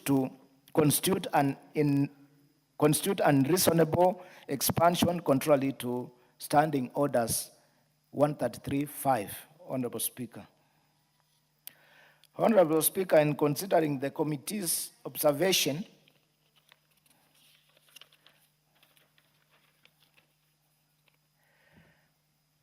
the bill represents timely and necessary intervention to strengthen Kenya's investment and industrialization framework. The bill seeks to address long-standing constraints in SCZ regime, particularly relating to regulatory inefficiency, fragmented institutional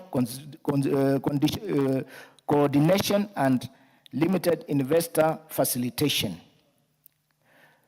By refining the mandate of the Special Economic Zone Authority and enhancing licensing, administration, and incentive structures, the proposed amendments provide a foundation of a more responsive and competitive SCZ ecosystem.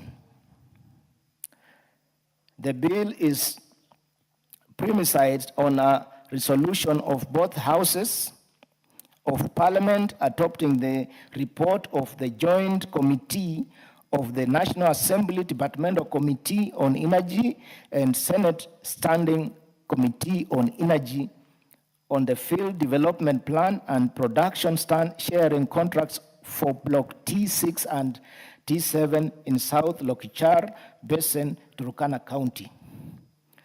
The absence of SCZ framework for petroleum has meant that companies cannot access the physical incentives in terms of duty exemption on capital equipment, VAT zero rating on inputs, reduced corporate tax rates that the SCZ regime offers, every piece of drilling equipment, every tanga, every pumping unit imported for the Lokichar Basin development has been subjected to standard import duty treatment. For a project of this capital intensity, the cumulative duty tax burden on imports is material. Competitors in other jurisdictions have benefited from more tailored fiscal incentive frameworks for their petroleum sector. Honorable Speaker, with those few remarks, I second.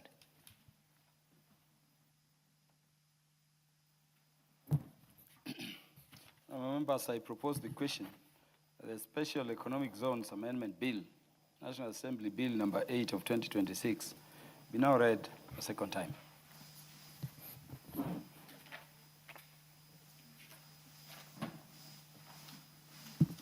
The Honorable Dr. Wilberforce Oundo. Honorable Speaker, people on the right are worried. I don't know where they are worried. Can you protect me so that their eyes do not bewitch me? I gave you preference because I'm duly informed you're a member of the committee. Yes, I'm a member of the committee. Yes. Honorable Speaker, the bill before us, the Caesar Amendment Bill,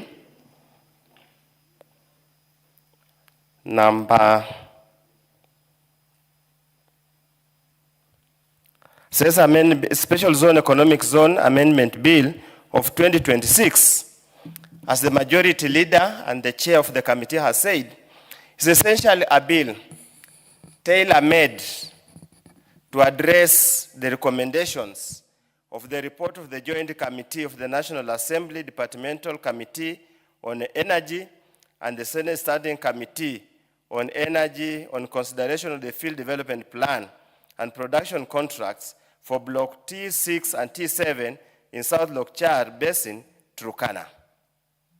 Honorable Speaker, among the recommendations made in that report was to extend the application of the incentives, legal and regulatory framework of the special economic zones to upstream and midstream petroleum operations. So essentially, Honorable Speaker, this bill is like you can go to a tailor, they specifically fit you, to suit you, specifically for you, not for anybody else. Honorable Speaker, this is in pursuant of the production sharing contract between the government of Kenya and Gulf Energy, EPBV, that was signed on 24th November 2025. And one of the requirements in that clause, one of the clauses in the agreement is new clause 32A, which required the government of Kenya exempts the operator, not the operations, but the operator, exempted from VAT, railway development levy, import declaration levy, withholding tax on services, and interest on loan.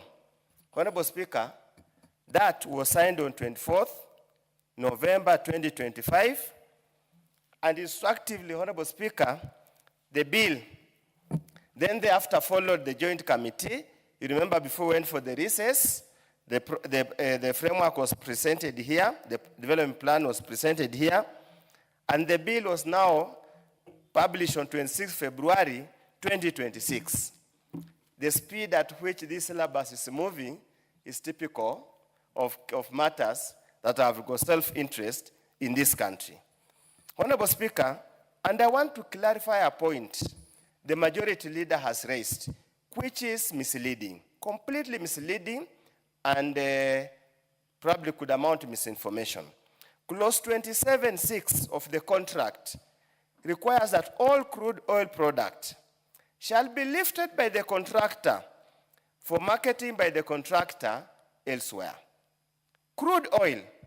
So, Honorable Speaker, this idea that this process, that these incentives that we are providing will serve us some kind of strategic reserve is misleading and it's not correct, it's false. So we need to put it very clear. I want the people of Kenya to know that whatever we are extracting, the crude oil extracting from Lokchar is going to be exported outside the country, refined, and the refinery actually is going to be sold as crude oil to any bidder, any refinery anywhere in the world. Who will refine it, can come to sell it in Kenya, or can go to sell it elsewhere. Honorable Speaker, that's one of the first things people must know. Secondly, Honorable Speaker, the incentives we are providing. Honorable Undo, under which clause is that? I hope you have the production sharing contract. It's not the bill. I'm just giving the background. No, we are looking at the bill. Yes, the bill is arising out of the recommendation of the report of the joint committee. So if you pick the report, are you proposing there are some amendments you'll be bringing to the bill? Yes, that's what I'm getting. I'm building the case, Honorable Speaker.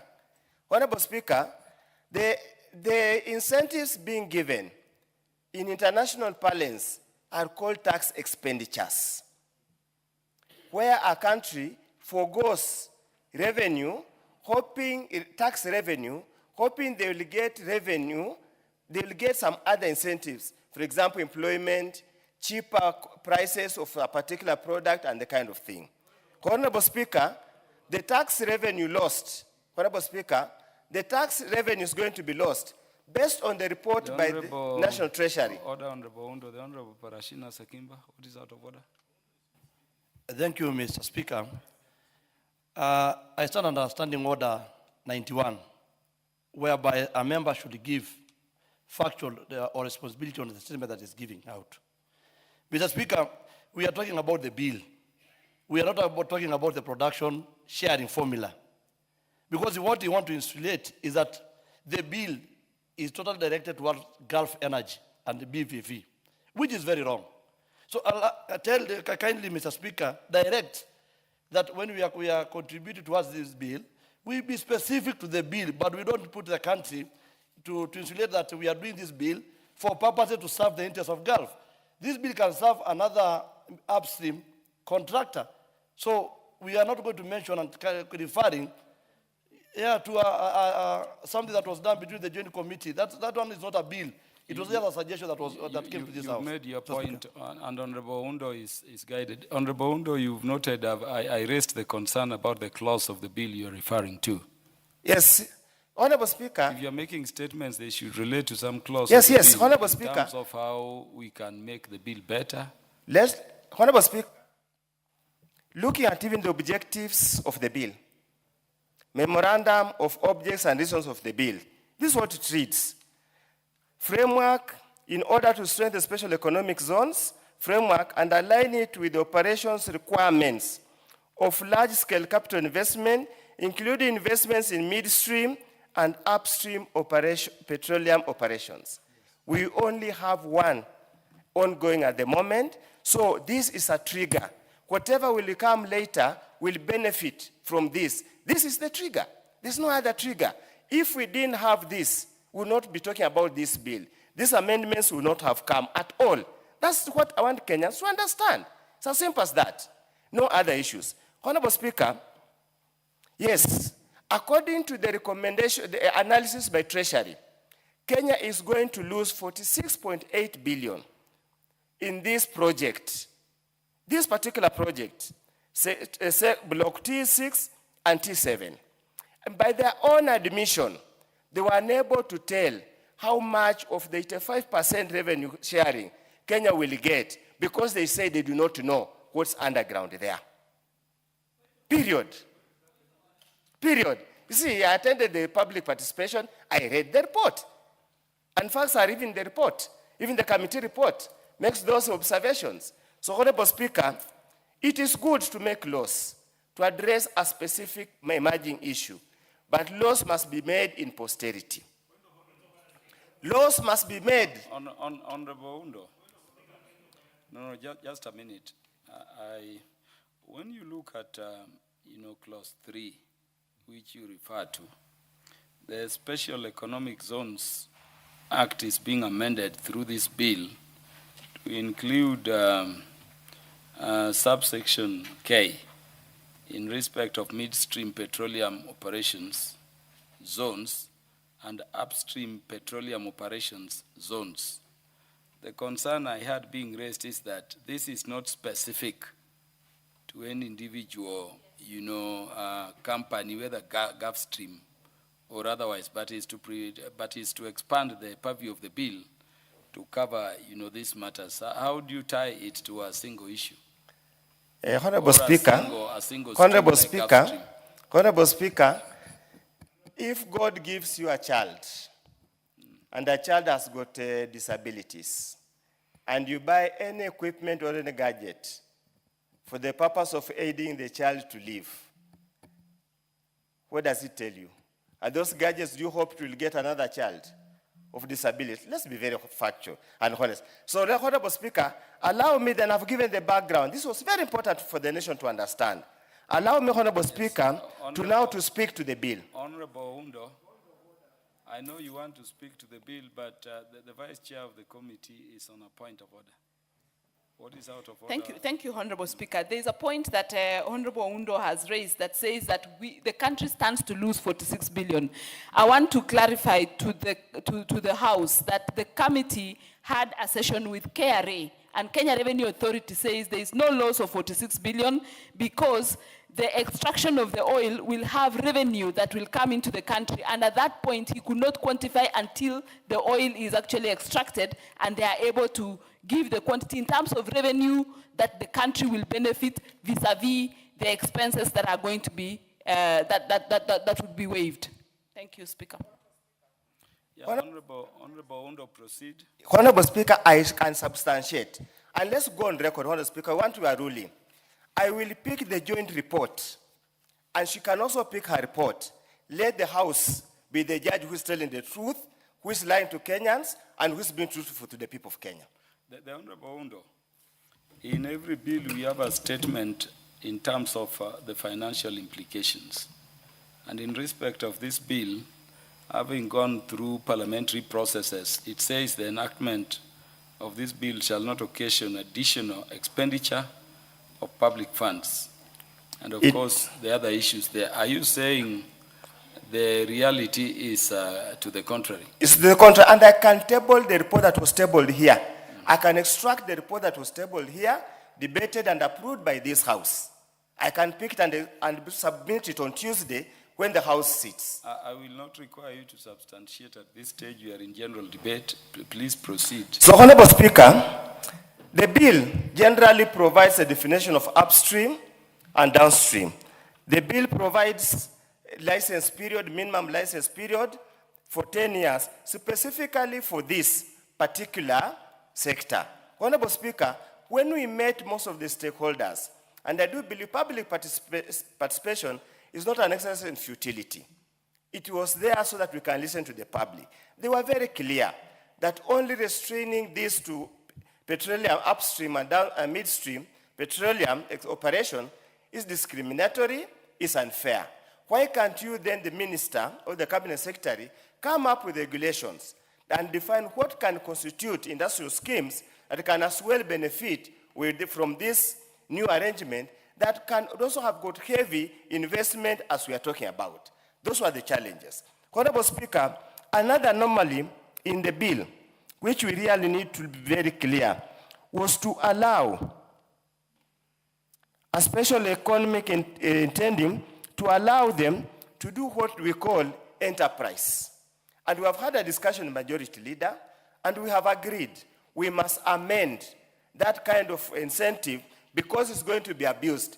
If we leave it as it is, a petrol station operator, a petrol depot belonging to ordinary resellers are going to start benefiting from the same incentives. So those are an amendment we have agreed, and we will conclude.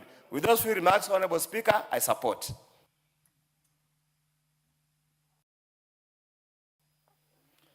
I will give honorable members a fair opportunity to make their contributions. I note the Vice Chair is very keen, but I want to give Honorable Emmanuel Wangwe. I recognize Honorable Emmanuel Wangwe. Thank you, Honorable Speaker. Before the Vice Chair. Honorable Speaker, allow me to really appreciate the committee and on the onset support this report and the bill in its entirety. Honorable Speaker, throughout my life, I've worked in the petroleum sector. This is what I know best, and this is what I understand from the time I've worked until... The Honorable Dr. Undo and the Honorable Mary Ann Keitany, take your seats. I had a good reason to give Honorable Wangwe the opportunity to address the matter of this bill, though he's not a member of the committee. And you'll benefit from what he says. Thank you, Honorable Speaker. Honorable Speaker, indeed, I had an opportunity to serve in the industry. And looking at the report, vis-a-vis, Honorable Speaker, how the bill has been structured, I really want to support the bill. Honorable Speaker, upstream, midstream, and downstream are three centers of economic performance of any petroleum sector. And Honorable Speaker, the kind of capital investment in the upstream tends to reduce as it comes down. As you produce, you go into the wells, the intensity of the capital you put in is so massive that, Honorable Speaker, any government that would want to invest must give incentives to that kind of investor. And Honorable Speaker, looking at the bill and the report, the way it has been couched, it is simply asking any investor, Honorable Speaker, who would want to play into the upstream market, Honorable Speaker, that is invited to invest and can get some tax exemptions or some incentives so that he can put in investment into the Lokichar or the T6 blocks in the country or in Lokichar in the county of Turkana. Therefore, Honorable Speaker, I find a lot of support that I have to make to this bill so that, Honorable Speaker, it is not an issue of the already appointed or contractor, so to say, Gulf Energy. Tomorrow it might be Gulf, today it's Gulf, tomorrow is another entity, Honorable Speaker. Meaning, Honorable Speaker, what we are laying is the pathway that when we get to the upstream, Honorable Speaker, let us have an incentive to support the huge investment that this organization is going to put in.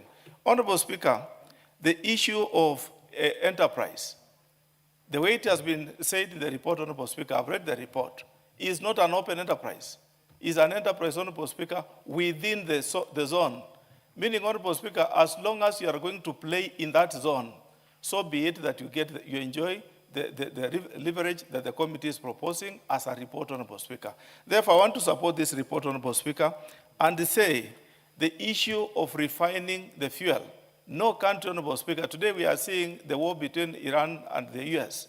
They are talking of the Strait of Hormuz. What are they talking about the Strait of Hormuz, Honorable Speaker? Is the already cleared oil? But, Honorable Speaker, there was extraction of oil from the wells to the refineries, Honorable Speaker. So when we get the oil from the wells, Honorable Speaker, in Turkana, it will not be the wet wells, Honorable Speaker. It will be the crude oil, meaning we will be supposed to go and refine, Honorable Speaker. Are we going to have the standard refinery that is going to accommodate the current engines? Today, Honorable Speaker, we don't have. So since we don't have, there is a way, Honorable Speaker, you align with the like-minded refineries and then get the refined product back to the country, Honorable Speaker. So it's not the end of the product that you say, this is the end. But what I'm seeing, Honorable Speaker, the issue of the 46 billion, Honorable Speaker, somebody should agree that the way the committee has put it, Honorable Speaker, when you inject some capital into the production at that time, Honorable Speaker, you are bound to have a crossover in terms of how much you're going to recoup over time. So we cannot say that the country will put in today and then it makes profit tomorrow. This is a long-term investment, Honorable Speaker, so that cannot be called a loss, but it can be called an operating loss, Honorable Speaker. Meaning KRA, Honorable Speaker, will collect money this year, pay back until when that investment would have matured. So I feel, Honorable Speaker, it's not a challenge to look at that investment. Instead, let us all support this bill and agree that, Honorable Speaker, we employ and support so that we produce oil and be independent and depend on our own resources in the country. Thank you, Honorable Speaker. I support the bill. I've seen the Honorable Dr. Aundo nod in agreement. The Honorable Marianne Keitany. Honorable Speaker, thank you. I stand to support this amendment to the bill of the Caesar Act of 2015. And remember, Honorable Speaker, this Act of 2015 was passed at a time when oil exploration in this country was at a very young stage, at a very young age, because the oil discovery, first oil discovery done in Kenya was done by Tulo in the year 2012. And around that time, by the year 2012, it was still a lot about early explorations, and there was no commercial development of this oil. I think we will all remember that Tullow Oil put in a lot of money into that process of trying to explore, but they were not able to make it commercially viable. The Act of 2015 at that time could not then consider or put into consideration such investments into the oil sector, more specifically upstream and midstream operations in the oil sector, and it mainly focused on manufacturing and export services. So this particular amendment that has come in now, Honorable Speaker, is to now consider investments into this sector to make these particular products commercially viable. You will appreciate that the midstream that we are talking about is the oil exportation from the oil wells all the way for exports. And that exportation process requires very expensive equipment that is heated, steamed heated tankers, because the oil that is the crude oil that is that is extracted solidifies at a very fast stage, at a very fast pace. So therefore, you need these particular tankers to be heated or steamed heated so that the oil can remain liquid all through the exploitation. And therefore, this particular equipment, just like the way the Honorable Majority Leader spoke about the investments that are going to go in the upstream, the actual exploration, even in the midstream, the actual transportation of this oil, then requires those specialized equipments. And all these specialized equipment may require incentives in terms of the kind of equipment that will transport this particular crude oil for us to be able to quantify and make value out of it. Honorable Speaker, we'll also appreciate that this country has always relied on purely import of oil, which is a very major resource. And today, as we talk about the Gulf war and the effects of the Gulf war, and we're talking about the G2G that we have, that it has cushioned us. We find countries around us, and even the United States and many other countries, are suffering the effects of the impact of oil being expensive because of the effects of the war. If we had our own crude that we can be able to not only just extract and allow these investors to create even a refinery that we can now even extract, refine, and use some and sell some, it would actually cushion our country against the expenses of a very expensive oil. And these expenses, just 1 shilling extra in oil can actually, it becomes a ripple effect because the cost of living goes up, and that is what we are trying to say. Let us explore the resources that we have, which is actually the crude oil that has been found in the blocks of T6, T7. And these investors who are going to explore here is not only one investor, and we don't only have block T6 and T7. There are many other blocks of oil that we have in various parts of this country that can be explored for as long as these investors know that they have incentives that they can come and put in place to do upstream, which is the exploration of these oils, and see whether they are commercially viable. Because from the little studies that we know, is that we know that we have oils in various other blocks. As to commercial viability of these oils, we need investors to come in with their very expensive equipment and very expensive resources. And this particular bill that we are now amending will allow such kind of investors to bring in their resources to be able to take care of such kind of explorations, and that will make this country commercially viable. Remember, we are exporting this oil using tankers as opposed to a pipeline, a steamed heated pipeline.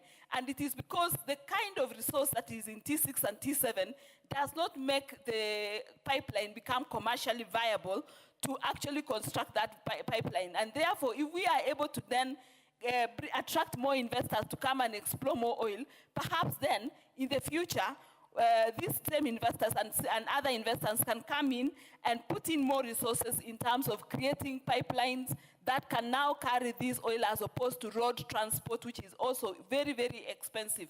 Because the calculation that was given to us in terms of even the oil exportation itself by road is quite expensive. But the ripple effect of putting a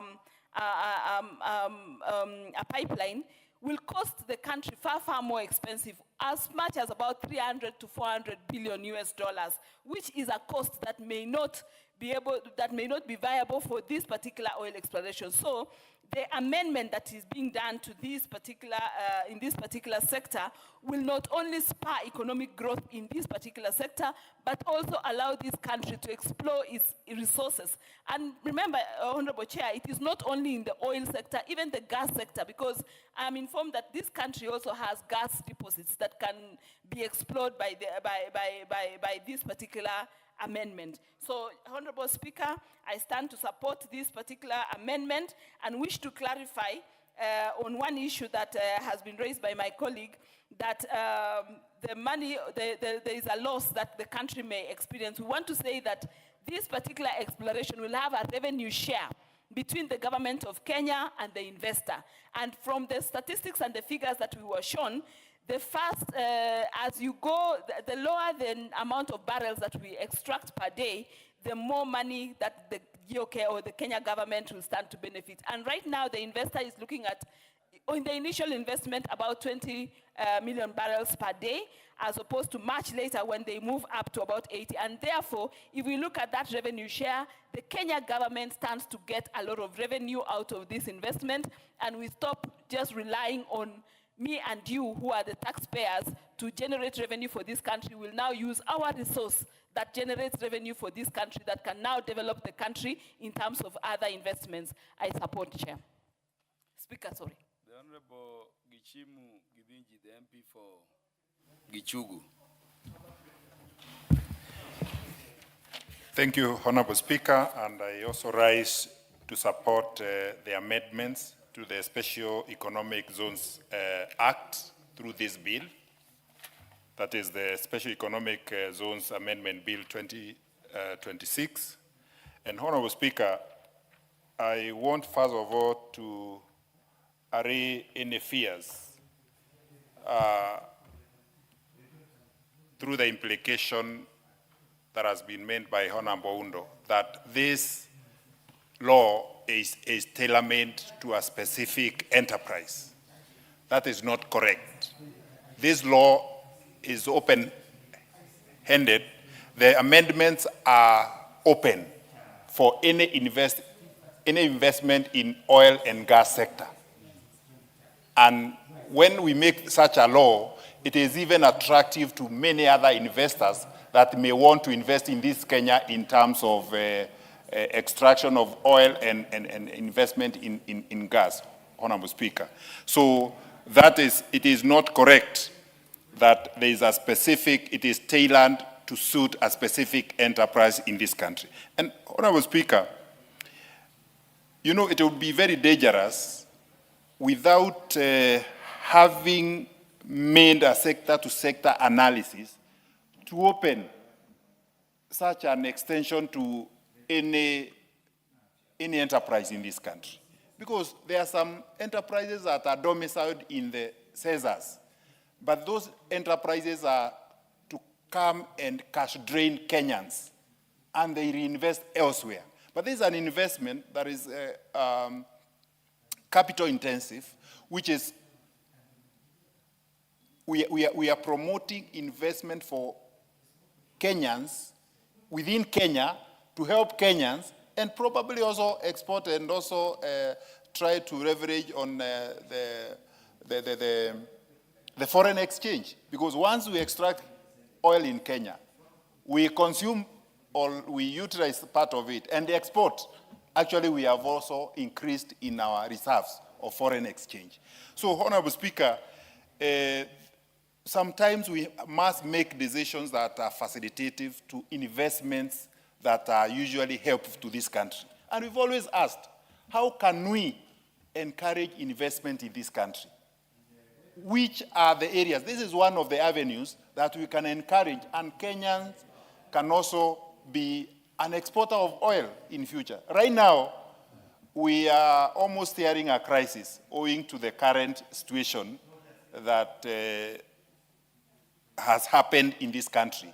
And I'm happy that it's being sorted from all the other quarters. And the G2G arrangement in this country, I must confess, this is the time that the naysayers and the doubters in this country have come to realize that this country is benefiting from the G2G. Otherwise, our oil prices would be very, very high.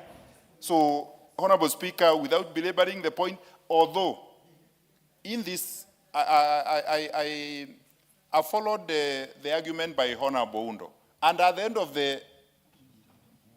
his summations or his contribution, he has said he will support, but he will seek to amend. If he brings that amendment and fits the bill, we are reasonable, honorable members, and we will be able to engage and see whether we can be able to accommodate that amendment for the betterment of this bill and for the betterment of the Kenyans. And I'm happy he has supported the amendments in this bill. Honorable Speaker, I will also be seeking to convince members whether we can also amend the issue of prescription of regulations. Honorable Speaker, though the Act talks about this prescriptions of some regulations being made by the authority, we have now an opportune time, because the same clauses that are being sought to, or the same sections that are being sought to be amended, we can now rectify that any regulations that will follow after this amendment can be made by the Cabinet Secretary in consultation with the authority or the Cabinet Secretary alone. Because bypassing the Cabinet Secretary in charge, going all the way to the authority, I think we'll be stooping too low. Honorable Speaker, I do support the amendments. Thank you for giving me that opportunity, Honorable Speaker, to contribute. This is a very brief bill. I want the contributions, if you could, to be conscripted to under 5 minutes so that we can go to the real legislation stage, the committee of the whole House, on this by end of business today. The Honorable Victor Koech. Yeah. Thank you so much, Honorable Speaker, for the opportunity as well to contribute to the bill that is before us. And perhaps, Honorable Speaker, we remind ourselves the journey that this country has traveled in trying to achieve its first exploration of crude oil. Honorable Speaker, the early oil explorations that was done by Tullow Oil back in 2012, Honorable Speaker, was a clear indicator that this country has potential to produce more oil. Honorable Speaker, now, having sat or having the benefit of sitting in the Energy Committee, together with our colleagues in Senate, we sat through public participation. We listened to the various players. We listened to the various stakeholders from KRA, from Treasury, from Gulf Energy themselves. And we satisfied ourselves as a committee that the requirement and the request from Gulf Energy to the country that we extend to them some incentives because of the capital intensivity that this particular project requires. Honorable Speaker, you know, when an investor wants to invest, he first of all looks at commercial viability of that particular project. In this case, Honorable Speaker, us as a country, maybe relying on our own source revenue, relying on our own money, GOK money, to do such exploration would not have been possible. That is why we went out as a country. This government went out to invite these particular investors who are the players to try and see whether this exploration can happen. And we are happy as a committee that we did a very good report that was tabled before this House, which gave birth to this particular bill that we're considering today. The extension of these incentives through this bill, Honorable Speaker, will attract not only this particular investor that we're looking into at this particular moment, but future investors who may want to participate. Opening up these fields, Honorable Speaker, to various competitors will eventually lower the costs of production.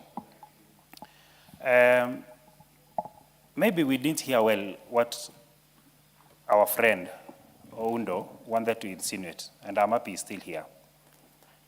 I am happy that you're still here, Professor Oundo, because the country is not going to make any loss whatsoever. What maybe you insinuated was tax expenditure, which is okay, which is true. But we are extending these particular incentives to the investor so as for him to be able to regroup the investment that he's putting onto this particular project within the shortest time possible. And eventually, through production sharing formulas that we are given and we considered through the committee, the country is eventually going to benefit, not immediately, but in the long run.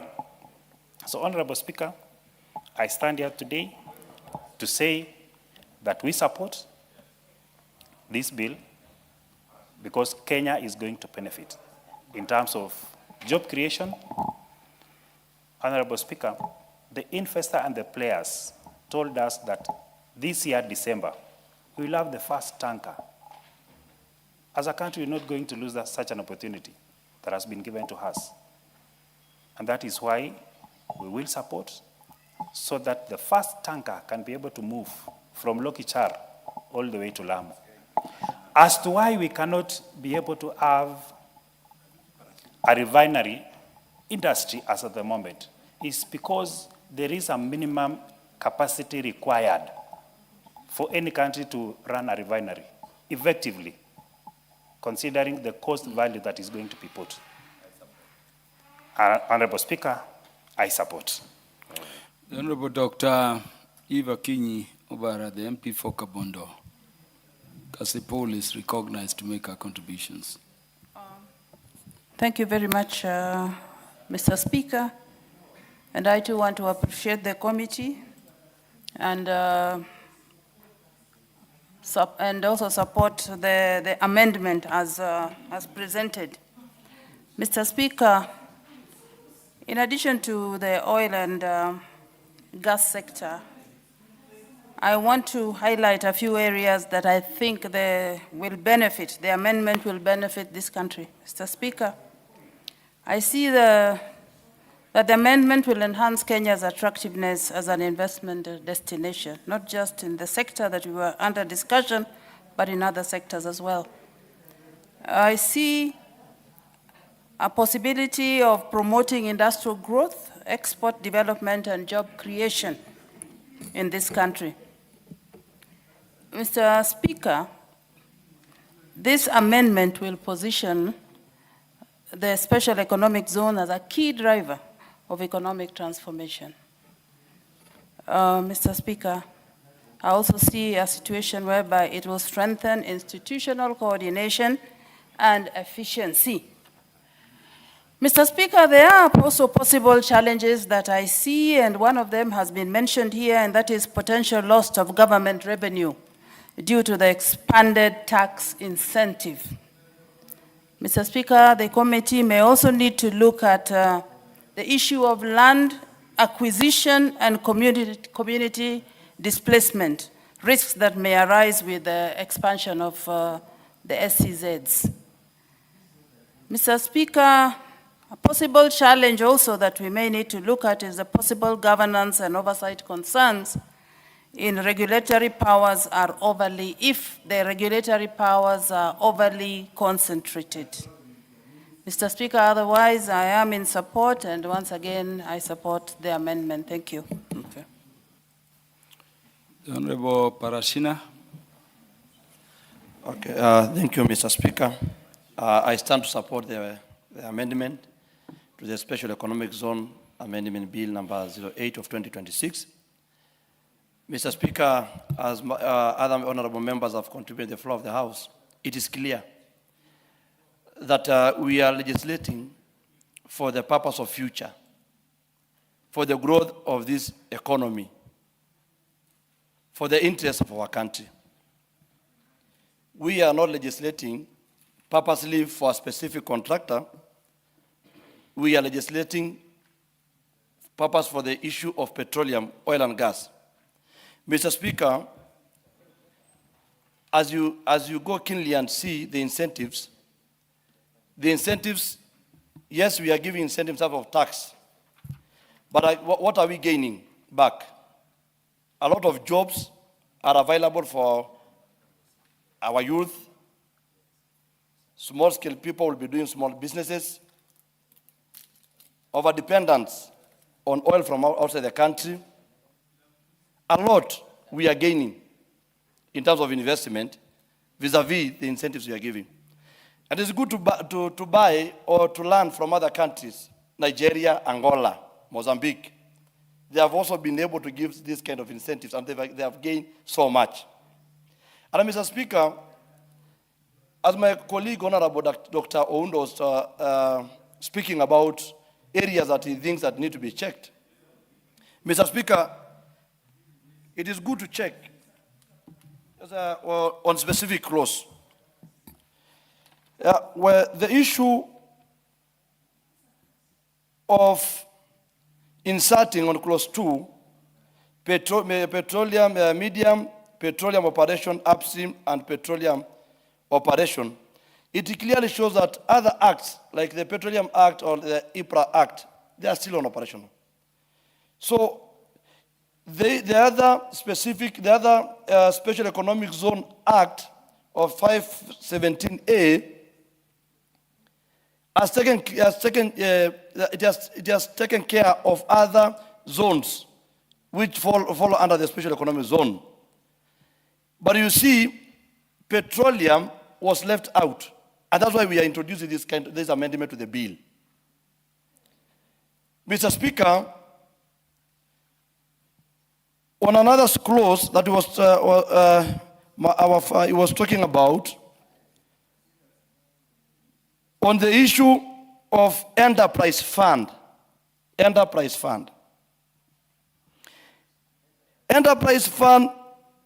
licenses, it is within areas specialized or categorized.